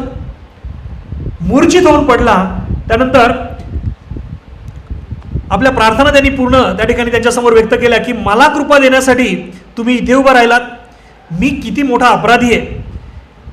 आणि अशा प्रकारे जेव्हा त्या ठिकाणी जगन्नाथांच्या समोर हे सगळं दृश्य राजाने पाहिलं, त्यांच्या भक्तांनी पाहिलं, त्यावेळेस कळलं की भगवान जगन्नाथ हे कुणाला कशा प्रकारे प्रतिसाद देऊ शकतील. आणि मग जेव्हा पूर्णपणे त्याचं समाधान झालं, भगवंताचं दर्शन घेतलं, राजाने सुद्धा सालोबेगचा सन्मान केला की तुझ्यासाठी भगवंत इथं 9 दिवस उभे राहिले, म्हणजे निश्चितच हा भगवंताचा खूप मोठा भक्त आहे. त्याचा सन्मान केला. आणि अशा प्रकारे जेव्हा त्याचं मन भरलं त्यावेळेस मग सालोबेग स्वतःच भगवंताचा रथ ओढायला लागले. भगवंता आता तुम्ही माझ्यासाठी खूप केलं, चला तुम्ही मंदिरात चला. स्वतः जेव्हा सालोबेग तो दोरखंड धरून ओढतो रथ, तेव्हा भगवंत आतमध्ये जातात. तुम्ही माझ्यावर कृपा केलीत प्रभू, तुम्ही आता मंदिरात जा, कारण अनेक भक्त तुमची वाट त्या ठिकाणी पाहत आहेत. आणि अशा प्रकारे भगवंत त्याला दर्शन देऊन मंदिरामध्ये गेले. आणि ज्या ठिकाणी भगवंताचा रथ सालोबेगसाठी थांबला त्याच ठिकाणी आयुष्यभर सालोबेगनं फक्त भजन करत प्रार्थना करत आपलं पूर्ण आयुष्य काढलं आणि त्याच ठिकाणी स्वतःचा देह ठेवला. आजही जे बलगंडी ठिकाण आहे तर तिथे सालोबेगची समाधी आहे आणि दररोज आजही आज या घडीला सुद्धा तिथे सालोबेगसाठी 2 खाज्याचा भोग दररोज लावला जातो भगवंताच्या शुद्ध भक्तासाठी. अशा प्रकारे या भक्तासाठी जगन्नाथजींनी काय केलंय, हे जे काही आपण विग्रह पाहिले, हे जे काही पतित पावन भगवंत आहेत हे कुणासाठी आहेत, तर या भक्तासाठी आहेत, अशा प्रकारच्या भक्तासाठी आहेत. अशी एक कथा आहे, ही सालोबेगच्या बद्दल आहे. आणि आत्ता जेव्हा मी हे लेक्चर ऐकत होतो त्यावेळेस जे महाराज आहेत जे पुरीमध्येच राहतात, प्रबोधानंद सरस्वती महाराज, तर त्यांनी सांगितलं की 4 वर्षापूर्वीचा अगदी ताजा अनुभव आहे की ज्यावेळेस कोविडच्या अगोदर युरोपातील काही भक्त होते आणि ते युरोपातील भक्त म्हटलं की विदेशी भक्त म्हटलं की त्यांना आत जायची परवानगी नसते आणि ज्यावेळेस ते निघाले त्यांना जरा थोडा उशीर झाला, त्यांचं फ्लाईट डिले झालं आणि त्यांना वेळेत येता नाही आलं. तर प्रत्येक भक्त त्या विमानातून येणारा जगन्नाथपुरीला दर्शन घेण्यासाठी, रथयात्रेचं दर्शन घेण्यासाठी प्रत्येक भक्त भगवंतांना प्रार्थना करत होता की भगवंता आम्हाला दर्शन होईपर्यंत तुम्ही आत जायचं नाही. प्रत्येक जण अगदी मनापासून प्रार्थना करत होता आणि रथ काय अगदी जागच्या हालत नव्हता. बाकीचे दोन्ही रथ जसं सालोबेगच्या बाबतीत घडलं तसे 2 रथ गेले, बलदेवजी गेले, सुभद्रामाई पण आत गेल्या, पण जगन्नाथजीची काही हालत नाही. आणि मग तिथे आत्ता जे राजा आहेत ते पण परेशान की काय नेमकं करायचं. 4 वाजत आलेत पहाटेचे आणि तरी सुद्धा जगन्नाथजी मंदिराच्या जवळ आलेले आहेत पण आत मात्र जात नाहीयेत, पुढे येत नाहीयेत. आणि मग पहाटे 4 वाजता या युरोपातल्या भक्तांचं फ्लाईट आलं आणि तिथे आल्याबरोबर हे सगळे भक्त भगवंताच्या समोर अगदी दंडवत लोळत होते, भगवंता तुम्ही आमची प्रार्थना ऐकलीत, आमच्यासाठी तुम्ही मंदिरात गेला नाहीत. तर अशा प्रकारे भगवंत आत्ता सुद्धा अगदी खूप जुनं किंवा मागच्याच कथा आपण ऐकतो असं नाही, भगवंत अजून सुद्धा त्यांच्या शुद्ध भक्ताला अशा प्रकारे, हे कुणाचे भक्त आहेत, प्रभुपादांचे भक्त आहेत, प्रभुपादांमुळे यांना जगन्नाथ माहीत झाले, या भक्तांना सुद्धा भगवंत अजूनही प्रतिसाद देतात आणि त्यांच्यासाठी अशा प्रकारच्या लीला करतात. तर दुसरी स्टोरी याच्या बाबतीत आहे अजून एक राजाचीच, ज्यांचं नाव आहे गजपती राजा रामचंद्र देव 2. तर रामचंद्र देव 2 राजांची याच्यामध्ये इतिहास आहे. तर 2 नंबरला असणारे जे राजे आहेत तर त्यांच्या बाबतीत अशीच घटना घडलेली होती. तर मोगलांचं राज्य होतं. या घटनेच्या अगोदर किंवा नंतर अशा प्रकारचा त्यांचा संदर्भ आहे की या काळामध्ये सुद्धा मोगलांनी ओडिसावर आक्रमण केलं, पुन्हा या मंदिर पाडण्यासाठी प्रयत्न केला आणि मग रामचंद्र देवानी इथे या मोगलांचा जो काही सेनापती यांच्या विरुद्ध युद्ध केलं. पण हे जे सेनापती आहेत मोगलांचे त्यांच्यासमोर काही रामचंद्र देवचा काही टिकाव लागला नाही, ते पराभूत झाले. त्यांना पकडलं गेलं, जेलमध्ये टाकलं आणि 1.5 महिना झाला तरी त्यांची काही सुटका त्याच्यामधून होत नाही. आणि मग शेवटी त्या मुघल सेनापतीनं एक प्रस्ताव रामचंद्र देवांसमोर ठेवला की तू काय कर, तुला तुझं राज्यही परत देतो, जगन्नाथ मंदिराची सगळी सुरक्षा किंवा सगळी जी काही पूजा पाठ आहे हे सगळं तुला करता येईल, फक्त एक अट आहे माझी. तर रामचंद्र देवांना म्हटलं की तुला मुस्लिम धर्म स्वीकारावा लागेल, माझी बहीण रजिया तिच्याबरोबर तुला विवाह करावा लागेल. राजा विचार करतो, आपण जर अशा प्रकारचा हा प्रस्ताव जर स्वीकारला या सेनापतीचा, मुस्लिम सेनापतीचा, तर आपल्याला मंदिरात जाता यायचं नाही, आपल्याला जगन्नाथीचं दर्शन घेता येणार नाही, किती कठीण जीवन आपलं होऊन जाईल. नाही, तो म्हणतो असं होणं शक्य नाही. नंतर 1 वर्षभर राजा त्या जेलमध्येच आहे.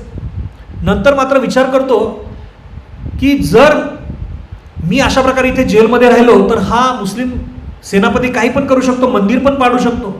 नंतर तो विचार करतो ठीक आहे, आपला धर्म गेला तरी हरकत नाही, पण आपल्याला जगन्नाथांची सुरक्षा केली पाहिजे. आणि मग जगन्नाथाची सुरक्षा करण्यासाठी तो म्हणतो ठीक आहे, मी तुझ्या प्रस्तावाला तयार आहे. विचार एकच असतो मनामध्ये की आपण कमीत कमी आपला धर्म जाईल पण जगन्नाथांचं मंदिर सुरक्षित राहील, बाकीच्या भक्तांची या ठिकाणी सेवा होईल, त्यांना या ठिकाणी या मंदिराच्या आणि जगन्नाथांच्या दर्शनापासून वंचित व्हावं लागणार नाही. आणि मग तो स्वतःवर ठीक आहे, माझा धर्म जाईल, मला लोक नावं ठेवतील, ठेवू देत, पण कमीत कमी मंदिर सुरक्षित राहील आणि बाकीच्या भक्तांना सुद्धा जगन्नाथजींचं दर्शन मिळत राहील. या हेतूनं तो म्हणतो ठीक आहे, मी तुमचा प्रस्ताव स्वीकारायला तयार आहे. आणि मग अशा प्रकारे तो मुस्लिम धर्म स्वीकारतात, त्या रजिया त्या सेनापतीच्या बहिणीबरोबर लग्न करतात आणि मग त्याच्या त्या जेलमधून त्याची सुटका करतात आणि आपल्या राजधानीमध्ये येतात. तर राजधानीमध्ये आल्यानंतर बघतात तर काय, अगोदरच्या ज्या राजवाड्यामध्ये त्यांच्या 1 वर्षापासूनच्या राण्या वाट पाहत आहेत. हे सगळं पाहिल्यानंतर आणि ही रजिया त्याच्याबरोबर आलेली पाहिल्यानंतर अगदी क्रोधित होतात, संतापतात, रागावतात आणि तो राजमहाल सोडून आपापल्या वडिलांच्या घरी आपल्या मुलांना घेऊन निघून जातात. राजा निराश होतो. आता काय आल्या याच्या पुढे आता कुठला आपल्यासमोर संकट ओढून ठेवलेलं आहे, उभं ठेवलेलं आहे, माहीत नाही आहे. कुणाकडे जावं, कुणाला सांगावं कळत नाही आहे. आणि अशा निराश स्थितीमध्ये राजा मंदिराकडे यायला लागतो. चला कमीत कमी जगन्नाथाचं दर्शन तरी घेऊयात.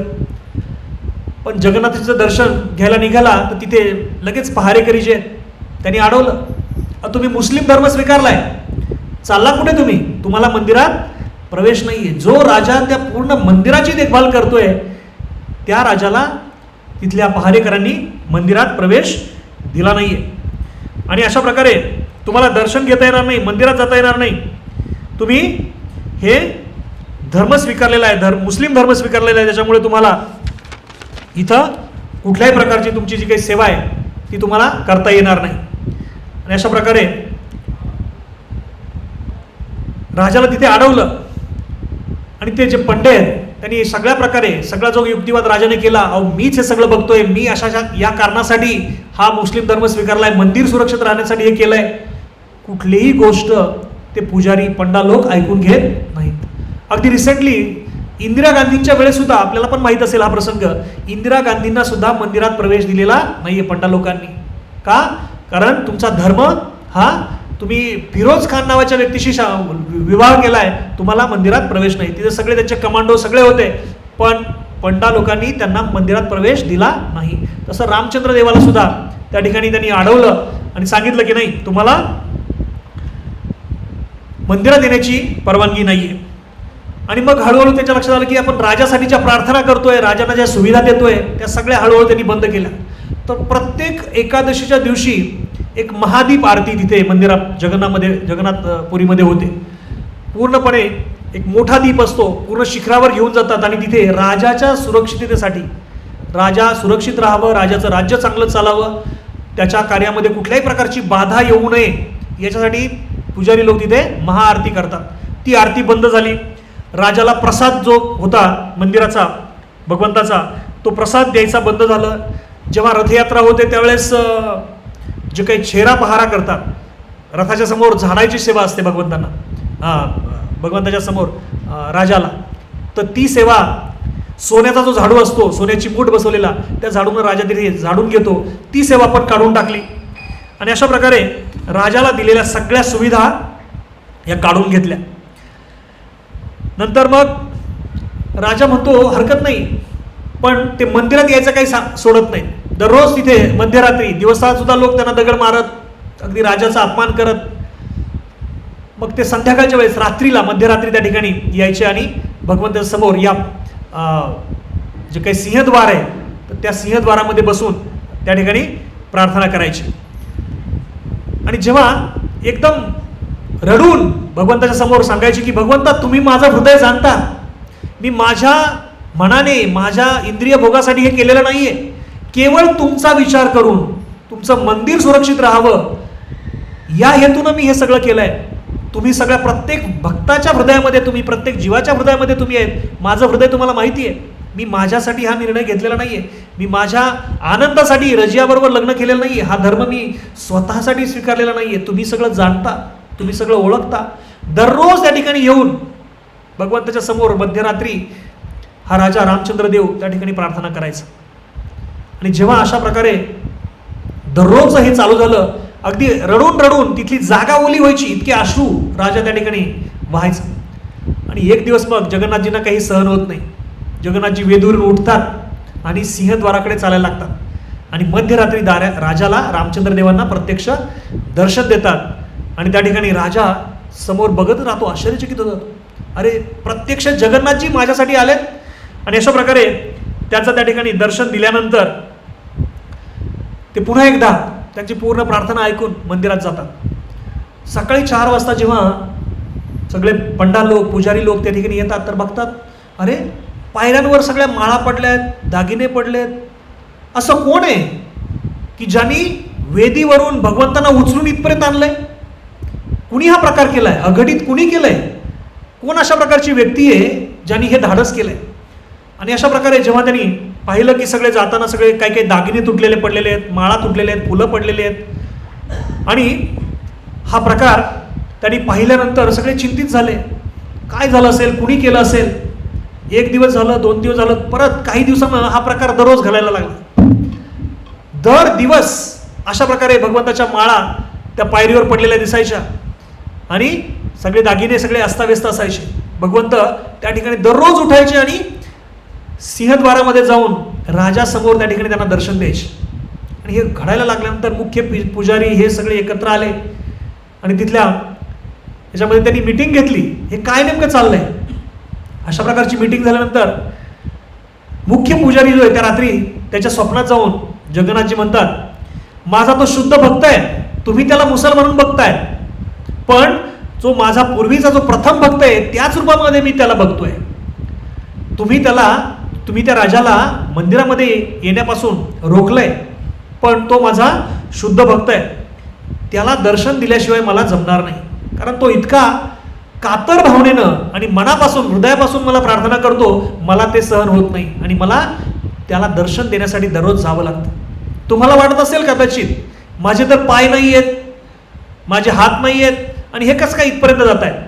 माझे पाय जरी नसले तरी माझे पाय आहेत, माझे हात जरी अदृश्य असले तरी माझे हात आहेत, माझ्याकडे सगळं काही आहे. आणि अशा प्रकारे जेव्हा त्या पुजाऱ्याच्या स्वप्नात जाऊन ते सांगतात की भगवंत अशा प्रकारे स्वतः त्या ठिकाणी दर्शन देण्यासाठी जात आहेत आणि ते दररोज जात राहणार आहेत असं म्हणतायत. हे म्हटल्यानंतर त्यांचे अगदी धाबे दणतात, आता काय करायचं? दररोज जर भगवंतांनी असं जायचं म्हटलं तर एक कठीण आहे, आणि जर आपण राजाला परवानगी द्यायचं म्हटलं तर ती सुद्धा गोष्ट कठीण आहे. मग जो कोणी मुस्लिम मुलीबरोबर विवाह करेल आणि मुस्लिम धर्म स्वीकारेल त्याला जर आपण राजाला तर परवानगी दिली तर प्रत्येक बाकीच्या लोकांना परवानगी द्यावी लागेल. आणि मग हे जर टाळायचं असेल तर आपल्याला काहीतरी प्लॅन करावा लागेल. आणि मग यांच्या दर्शनासाठी हे जे काही हे भगवंत आहेत, जे पतित पावन भगवंत किंवा विग्रह, यांची निर्मिती यांच्यासाठी केली म्हणतात. एक प्रभाव असा आहे की सालोबेगसाठी केली म्हणतात, आणि दुसरी गोष्ट अशी आहे की ही रामचंद्र देवांच्या दर्शनासाठी त्या ठिकाणी मग त्यांनी हे विग्रह बनवले असं म्हटलं जातं. आणि मग इथे जाऊन त्यांना इथे येऊन भगवंताचं दर्शन घेण्याची परवानगी त्यांना मिळाली. पण रामचंद्र देवांना मंदिरात, मुख्य मंदिरात मात्र प्रवेश मिळाला नाही. त्यांच्या बंद केलेल्या सेवा मात्र परत सुरू झाल्या. त्यांच्यासाठी महाआरती सुरू झाली, त्यांच्यासाठी दररोज भगवंतांचा प्रसाद राजाच्या घरी जाऊ लागला. त्यानंतर त्यांची जी काही भगवंताच्या रथयात्रेमध्ये जी सेवा होती, भगवंताच्या रथासमोर नंदीघोष समोर जर झाडू मारायचा आहे ती सेवा सुरू झाली. पण एवढं होऊन सुद्धा रामचंद्र देवांना मुख्य मंदिरामध्ये पंडाल लोकांनी प्रवेश दिला नाही. तर रामचंद्र देवांसाठी हे विग्रह इथे आहेत अशी एक कथा आहे. त्यानंतर अजून एक भक्तांवर कशा प्रकारे जगन्नाथजी प्रेम करतात किंवा त्याला प्रतिसाद देतात, तर काही जे गौडी वैष्णव आहेत तर त्यांचं असं मत आहे की जे हरिदास ठाकूर आहे चैतन्य महाप्रभूंच्या काळामध्ये, जे मुस्लिम कुटुंबातच जन्मालेले आणि जे सिद्ध बकुल या ठिकाणी नेहमी राहायचे तिथे जप करायचे, आणि त्यांचा जप आपल्याला माहिती आहे 192 माळा दररोज ते करायचे. 3 लाख हरिनाम जप हरे कृष्ण महामंत्राचा जप ते करायचे. आणि फक्त काय करायचे, दर्शन कुठलं घ्यायचंय, जे काही मंदिरावर वरती सुदर्शन चक्र आहे त्याचं दर्शन घ्यायचे. पण काही वैष्णवांच्या मते, गौडीय वैष्णवांच्या मते हरिदास ठाकूरांसाठी हे विग्रह बनवलेत किंवा त्यांच्यासाठी ते तिथे प्रकट झालेत असं बोललं जातं. तर दुसरी एक अशी एक स्टोरी आहे भगवंताच्याच भक्ताची, ती आहे भगवंताचा एक भक्त आहेत जे बंधू महांती नावाची. अशा असंख्य स्टोरी आहेत जगन्नाथांच्या. तर बंधू महांती जवळजवळ तिथून जगन्नाथपुरीपासून 150 किंवा 150-60 किलोमीटर अंतरावर एक ठिकाण आहे जाजपूर नावाचं. तर जाजपूर या ठिकाणी त्या काळामध्ये दुष्काळ पडला, पाऊस नाही. आणि हा जो बंधू आहे, बंधू महंती, तर अतिशय गरीब कुटुंबामध्ये जन्म आहे. रोजीरोटी काय, मिळवण्याचं साधन काय, तर शेतावर मजुरी करायची, जिथे काम मिळेल तिथे जायचं. दोघंही पती पत्नी शेतात काम करायचे, मजुरी करायचे. पण पाऊसच नसल्यामुळे ते काम पण बंद झालं, मजुरी मिळायची नाही. आणि वेळ अशी आली की अगदी आता उपासमार व्हायला लागली. घरात 2 मुलं आहेत. आपण ठीक आहे पाणी पिऊन काही दिवस काढू, पण घरातलं जेव्हा संपून जाईल किंवा संपत आलं तेव्हा पत्नी म्हणते आता घरातलं जे काही धन होतं किंवा धान्य होतं, अन्न वगैरे होतं, हे संपलंय, याच्या पुढे कसं जगायचं. आणि ती विचारायची पतीला, तुमचं कुणी नातेवाईक आहे की नाही. याचा कुणी नातेवाईक नाही आहे. आणि म्हणून हे सांगायचे की माझं कुणी मित्रही नाही आहे. पण एक तो म्हणायचा, पत्नीला सांगितलं नाही, पण माझे बंधू आहेत. आणि बंधू कोणाला मानायचा, भगवंतांना, जगन्नाथांना. माझे एकमेव बंधू आहेत, ते आहेत पण खूप लांब आहेत. आपण जाजपूरमध्ये जवळ माझं कुणी नाही, पण माझे एक बंधू आहेत पण खूप लांब आहेत. तर ती म्हणते लांब असलं तरी हरकत नाही, इथं राहून तर मृत्यूच येणार आहे. ठीक आहे, आपण जाताना रस्त्यामध्ये लांबचा जरी प्रवास असला तरी काय करू, पाणी पिऊ, जे काही कंदमुळं मिळतील किंवा जो काही कोणी दिला प्रसाद तर तो प्रसाद खाऊ, पण कमीत कमी तिथं गेल्यानंतर तरी आपल्याला काहीतरी मिळेल ना. इथं मृत्यू येण्यापेक्षा तुमचे जे बंधू तुम्ही म्हणता आहेत तर त्यांच्याकडे गेलेलं बरं आहे मग. आणि अशा प्रकारे पत्नी जेव्हा म्हणते की आपण जाऊयात तुमच्या बंधूकडे, ती म्हणते त्यांच्याकडे गेल्यानंतर आपल्याला मिळेल ना, खायला काहीतरी मिळेल ना, मुलांना आपल्याला तरी काहीतरी प्रसाद मिळेल ना. तर म्हणतात हो, तिथं गेल्यानंतर आपली काही अडचण नाही आहे. आणि मग अशा प्रकारे पत्नीने जेव्हा तो आग्रह केला की चला तुमच्या बंधूकडे जाऊया, आणि जाजपूरवरून चालत चालत मुलांना घेऊन, एक मुलगा पत्नीकडे, एक मुलगा पतीकडे, यांच्याकडे बंधू महंतीकडे, अशा प्रकारे कडेवर, डोक्यावर, खांद्यावर घेऊन प्रवास सुरू झाला. अनेक दिवस प्रवास केला. आणि रस्त्यामध्ये पाणी पिऊन, जिथं काही कोणाकडून मिळेल ते घेऊन, उपासमार सहन करत हे कुटुंब जाजपूरवरून जगन्नाथपुरीला पोहोचलं. आणि जगन्नाथपुरीमध्ये पोहोचताना त्यांना झाली संध्याकाळ. आणि संध्याकाळी पाहिलं तर मंदिराभोवती समोर दारामध्ये, सगळ्या दारांमध्ये गर्दी आहे. तर पत्नीला काही माहीत नव्हतं कुठलं नेमकं घर आहे, यांचे बंधू कोण आहेत, काही माहीत नाही आहे. तर गर्दी बघून बंधू महंती म्हणतात की नको, आज नको बंधूकडे जायला, त्यांच्याकडे आज खूप पाहुणे आलेले दिसत आहेत, खूप गर्दी त्यांच्या घरात, मंदिरात जायचं धाडस होत नाही. हिला खोटं सांगितलंय की माझे बंधू आहेत, आणि बंधू मी जगन्नाथांनाच बंधू मानतोय, हे कुठं तिला माहिती.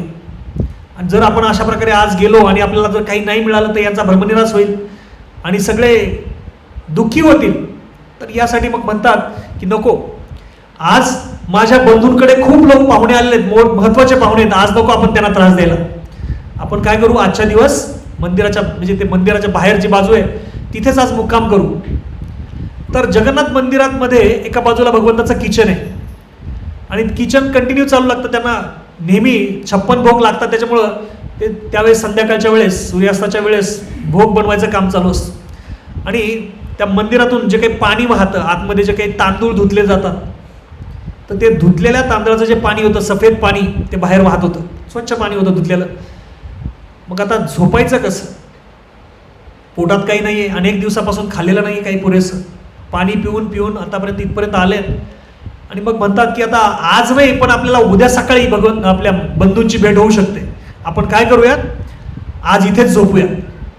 तर तिथलंच एक द्रोण पडलेलं असतं, भगवंताचा प्रसाद ज्याच्यातून वाहिलेला असतो किंवा वापरलेलं असतं, त्या नालीमध्ये जे पाणी वाहतंय तांदळाचं, त्या नालीमधून ते तांदळाचं सफेद पाणी घेतलं, स्वतः पिलं, बाकीच्यांना पण प्यायला दिले, हे आज प्या, आपण याच्यावर सकाळपर्यंत निश्चित राहू, आणि आपण काय करू, उद्या सकाळी आपल्या बंधूंना भेटायला जाऊ. तर अशा प्रकारे त्यांना सांगितलं आणि त्यांना म्हटले झोपा आता तुम्ही. पण बंधू महंतीला कुठं झोप येते, बंधू महंती झोपण्याचा प्रयत्न करतायत, परंतु मनात प्रार्थना करतायत, भगवंता माझे बंधू म्हणून मी इथं आलोय, पण पत्नीला काय कुठल्या तोंडानं सांगू, घरात काही खायला नाहीये, या कारणानं आम्ही इथे आलो. पण इथे तुमच्या मंदिरामध्ये एवढी रांग लागलेली आहे आणि हे खोटं जर सांगितलं तिचा विश्वास उडून जाईल, मी आत पण येऊ शकत नाही. आणि अशा प्रकारे जेव्हा ती द्विधा अवस्था होते त्यावेळेस त्या ठिकाणी बंधू महंती विचार करतो, प्रार्थना करायला लागतो आणि मनातलं जे काही सगळं आहे झोपण्याच्या अगोदर आपण बोलून टाकू, प्रार्थना करू भगवंतांना. आणि प्रार्थना करू लागतो की जगन्नाथजी तुम्ही सगळं जाणता, मी जे काही बोललोय, काय काय बोललोय तुम्हाला माहिती आहे, तुम्ही प्रत्येकाच्या हृदयामध्ये, माझं मन तुम्ही ओळखता, तुम्हाला सगळं माहिती आहे, भक्ताच्या मनात काय भावना चालल्या आहेत. माझ्या पत्नी मुलांना हे काहीच माहीत नाही, मी कोणाचं कोण बंधू आहे माझे म्हणून मी सांगितलं आणि तुम्हाला कसं या त्यांना मी कसं कोणा तुमच्याकडे घेऊन आलोय त्यांना काही माहीत नाही आहे. आणि अशा प्रकारे जेव्हा भगवंतांना ते प्रार्थना करतात की भगवंता तुमच्याशिवाय माझं कोणीच नाही आहे, तुम्हीच माझे सर्वस्व आहात, तुम्हीच माझे माता आहात, तुम्हीच माझे पिता आहात, तुम्हीच माझे बंधू आहात, तुम्हीच माझे सखा आहात. आता तुम्हाला मला या स्थितीमधून जर वाचवायचं असेल तर तुम्हीच काहीतरी करू शकता. आणि अशा प्रकारे मनातून ती भावना प्रार्थना व्यक्त केली आणि अंगावर घेऊन झोपण्याचा प्रयत्न केला.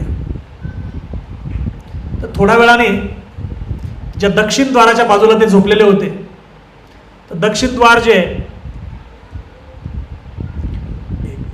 सगळ्या द्वाराचे मी फोटो आणलेले तिथे बघा, हे 4 द्वार आहेत बघा.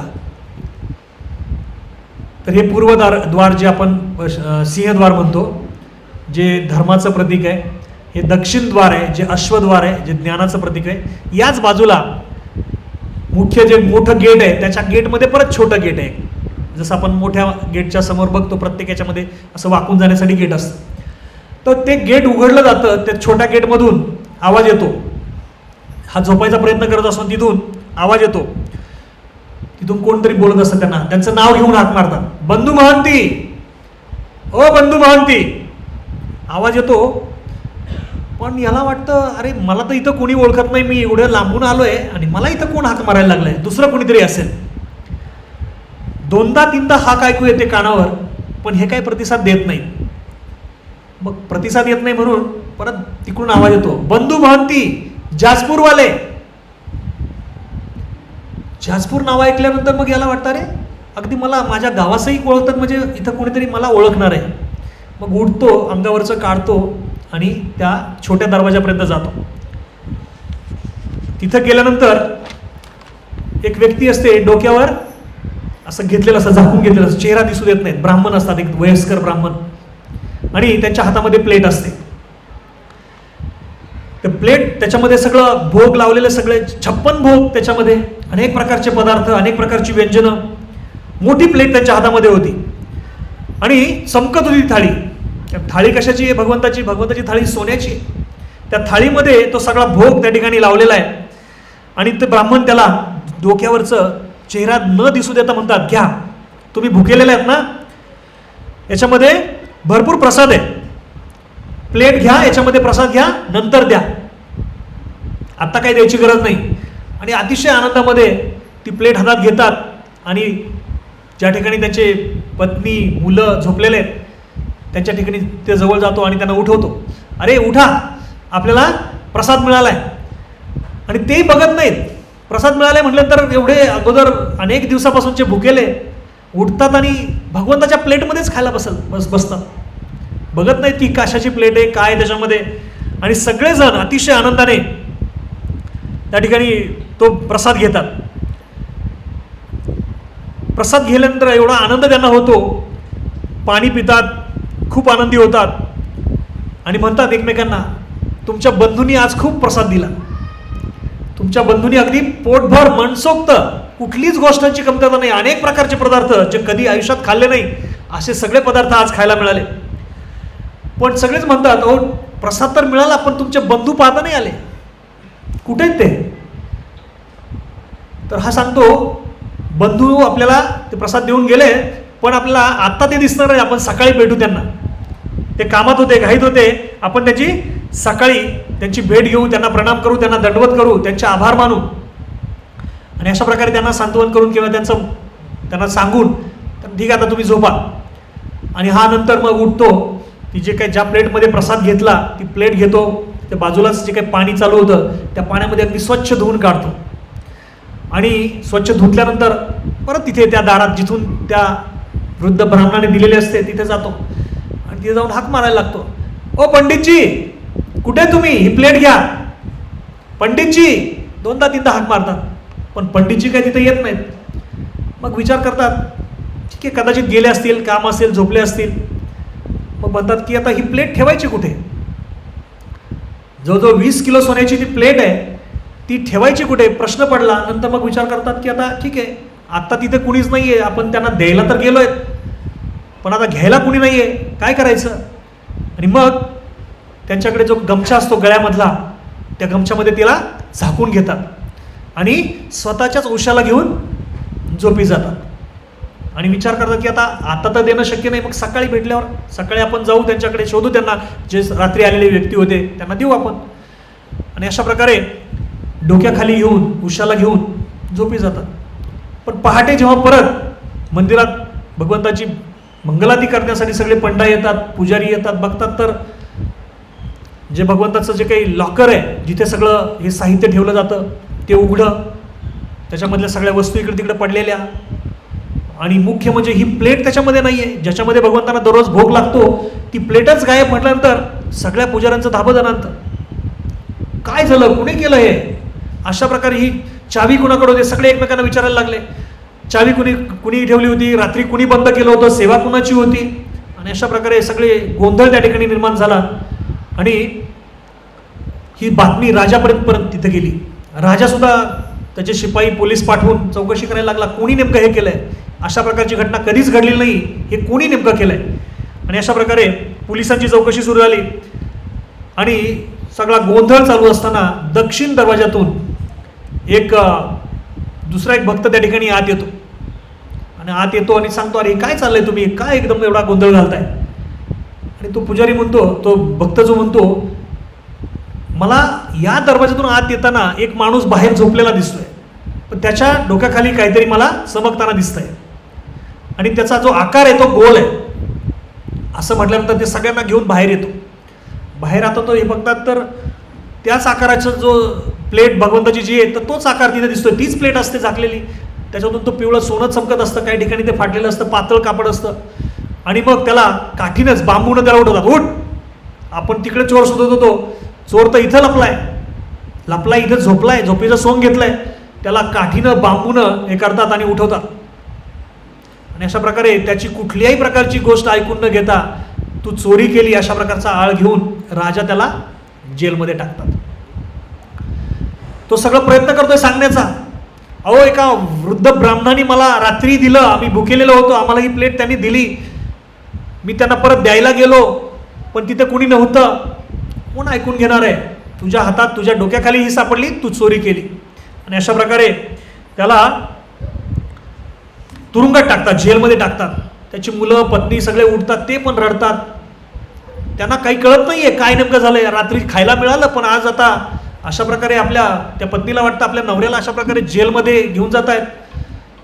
तिच्या समजण्याच्या पलीकडे गोष्टी होत्या, मुलं रडतायत. आणि अशा प्रकारे तो दिवस त्या ठिकाणी त्याला दिवसभर त्या ठिकाणी त्या जेलमध्ये थांबावं लागलं. रात्री जेव्हा संध्याकाळ होते, राजे जेव्हा झोपायला जातो, हे सगळं प्रकरण मिटल्यानंतर आता बरं झालं सापडला चोर, खुशीत होता राजा मात्र झोपी जात असताना राजाच्या स्वप्नामध्ये भगवंत त्या ठिकाणी जातात आणि इतके रागात असतात, क्रोधात असतात की त्याला अगदी प्रचंड याच्यामध्ये त्याला खडसावतात. स्वप्नात त्याला सांगतात,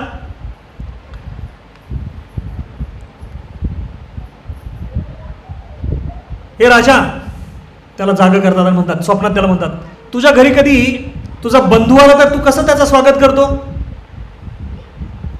त्याचा मान सन्मान करतो ना तू? तुझ्याकडे कुणी पाहुणा आला तर त्याला खायला प्यायला देतो की नाही? तुझ्याकडे कुणी नातलग आला तर त्याचा तू कसा पाहुणचार करतोस? आणि हे सांगितल्यानंतर तो जागा झाल्यानंतर राजा म्हणतो, भगवंत त्याला म्हणतात, माझा पाहुणा, माझा प्रिय भक्त माझ्याकडे आला, माझी थाळी होती, त्याला त्या थाळीमध्ये तुम्ही मला अर्पण केलेले जे काही भोग होते ते मी त्याला ठेवले होते, तुम्ही मला दिले होते ना. माझ्या पाहुण्याला मी माझ्या थाळीमध्ये जे काही मला वाटलं त्याला द्यावं, त्याचा मान सन्मान करावा, त्याला पाहुणचार करावा, मी त्याला दिलं. तुझं काय केलं? तुला काय प्रॉब्लेम होता? इतके त्याला रागवतात, इतके त्याला त्याच्या क्रोधामध्ये त्याला बोलतात, हे जगातलं सगळंच माझं आहे, हे जगच माझं आहे, हे पण तुम्ही जे ताट मला दिलं होतं, मला अर्पण केलं होतं, ते तर माझं होतं. हे जग सरी सगळं माझं असलं, पण तुम्ही मला जे दिलं होतं काल, ते तर माझंच होतं, त्याच्यावर काय तुमचा अधिकार होता? अगदी राजा त्या जगन्नाथजी त्या राजाच्या अगदी प्रचंड क्रोधामध्ये त्याला बोलतात, तुझ्या बापाचं काय दिलं मी माझं तुम्ही मला दिलेलं होतं, माझा त्याच्यावर अधिकार होता, ते मी दिलं, तुझं काय गेलं? अशा प्रकारे राजा एकदम प्रचंड चिडलेले पाहून ते म्हणतात, मी माझा येताना जो चाबूक आहे तो आणायचा विसरलो, तुला नाही तर आज शिकवलं असतं. राजाला इतकं खवळतात, इतकं रागवतात की राजाला कळत नाही काय करावं नेमकं आता. एवढा राग, एवढा क्रोध कधीही जगन्नाथांनी त्याला दाखवलेला असतात किंवा त्याला अनुभव आलेला नसतो.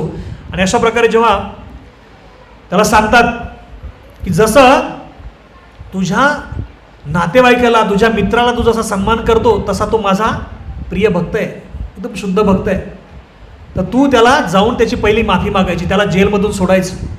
उद्या सकाळी गेल्याबरोबर जसं माझी तू पूजा करतो, माझी जशी सेवा करतो, मला जसा मान सन्मान देतो, तसाच सन्मान तू माझ्या भक्ताचा केला पाहिजेस.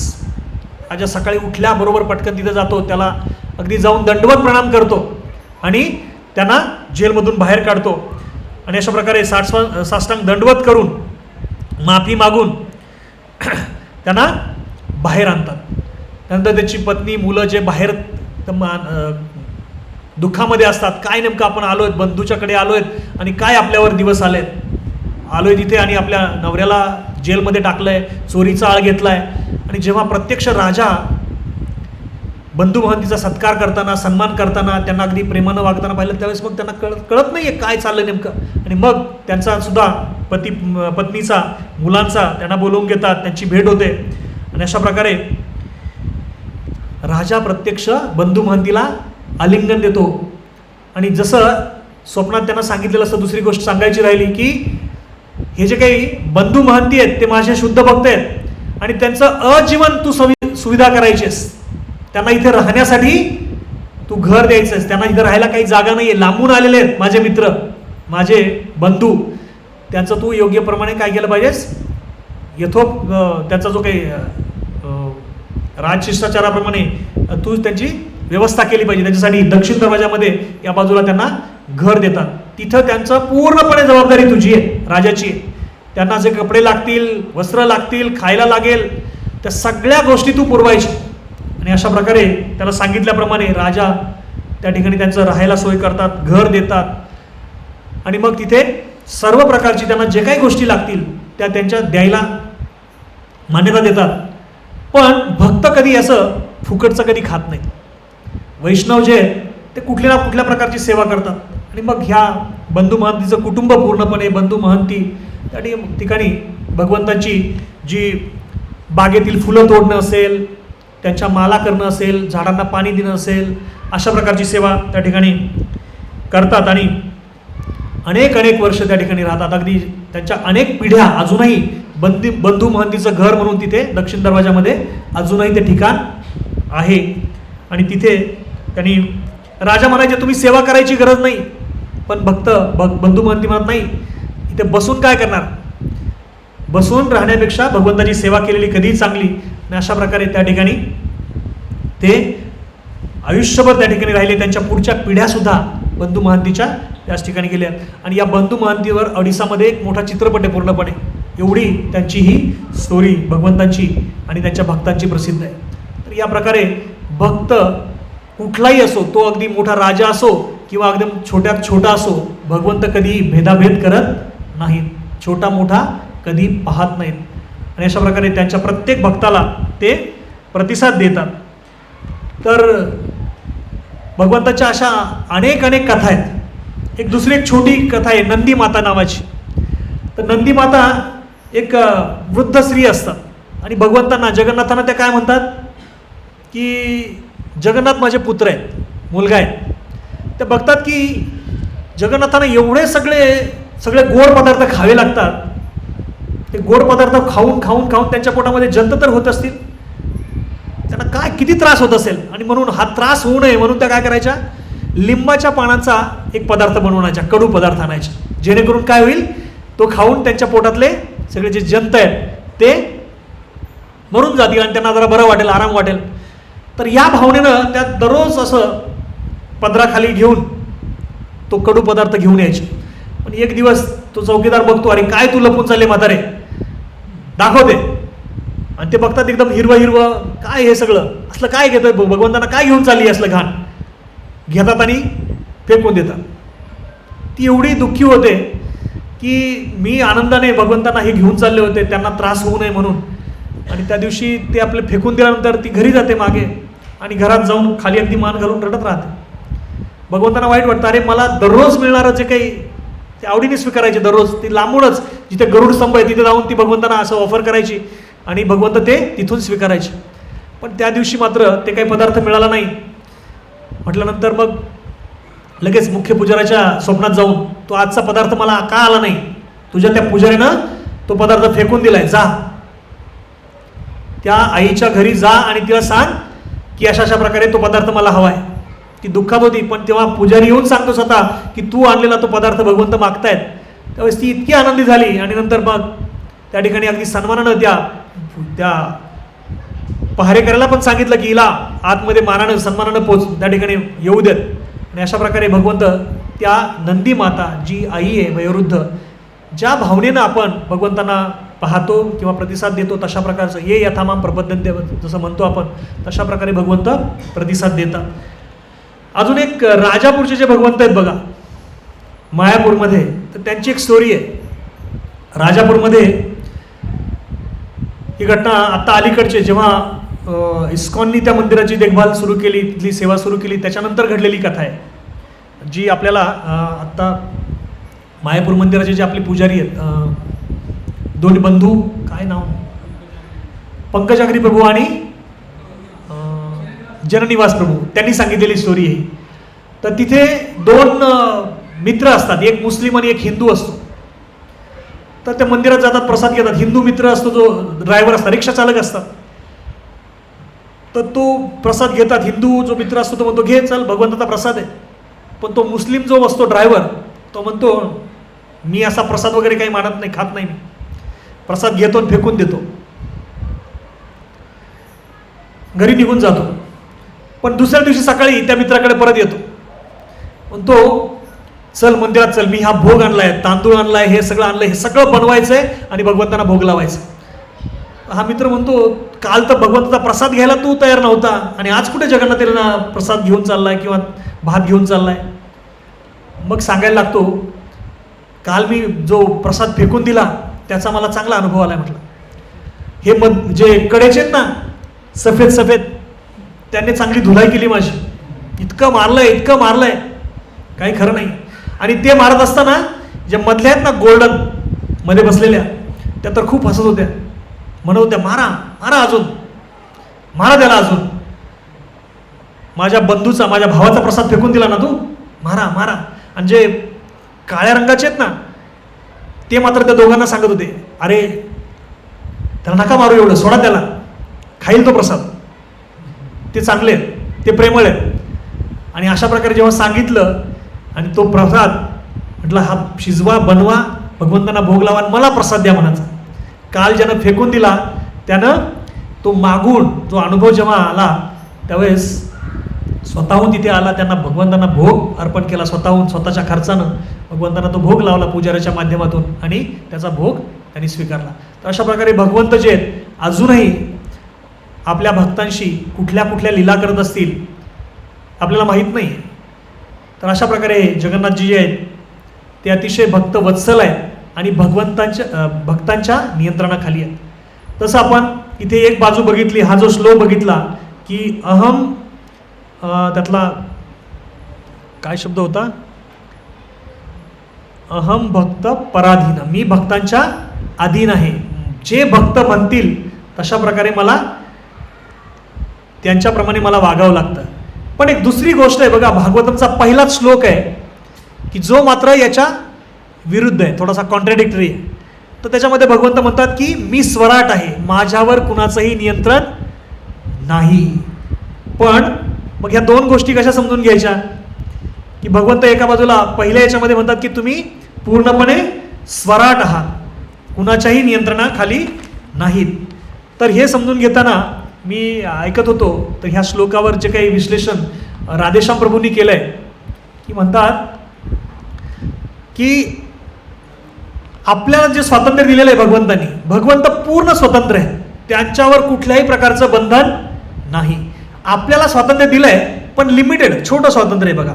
तर त्यांनी उदाहरण दिलं, म्हटलं जसं आपण एखाद्या गाईला दावं बांधून एका खुंटीला बांधून ठेवतो बघा, तर ती गाय बांधल्यानंतर ज्या झाडाला किंवा ज्या खुंटीला बांधली आहे ती कितीपर्यंत फिरू शकते, जेवढी त्या दाव्याची किंवा दोरीची लांबी असेल तेवढं ते फिरणार, गोल गोल गोल फिरत राहणार, त्याच्या बाहेर त्यांना जाता येत नाही. पण भगवंत कसे आहेत, भगवंत पूर्णपणे त्यांना कुठल्याही प्रकारची सीमा नाही, त्याच्या स्वातंत्र्याला, त्यांच्या स्वराट स्वरूपाला कुठल्याही प्रकारची मर्यादा नाही. मग ते सांगताना म्हणत होते की भगवंत हे जसं त्यांच्या पूर्ण कृष्ण बुकमध्ये आपण बघतो की जेव्हा ते सांदीपनी मुनींच्या आश्रमामध्ये होते तर त्यावेळेस त्यांचा जो मुलगा आहे, गुरूंचा मुलगा, त्यांना कुठून घेऊन आले, थेट यमलोकामध्ये जाऊन गेले, तिथे गेले आणि त्यांना परत घेऊन आले. नंतर अजून एक असाच प्रसंग आहे, त्यांचे जे ब्राह्मण आहेत द्वारकेमधले, जेव्हा अर्जुन त्या ठिकाणी होते तिथे सगळं सुरक्षा देऊन सुद्धा त्या ब्राह्मणाचे 4 मुलं महाविष्णू गायब करतात. तिथपर्यंत त्यांना जाऊन महाविष्णूच्या तिथून, कारण महाविष्णूंना इच्छा झाली होती त्यांचं दर्शन घेण्याची प्रत्यक्ष, तर तिथे जाऊन सुद्धा अर्जुनाला घेऊन जातात स्वतः बरोबर आणि त्यांना दाखवतात आणि ती मुलं परत घेऊन येतात.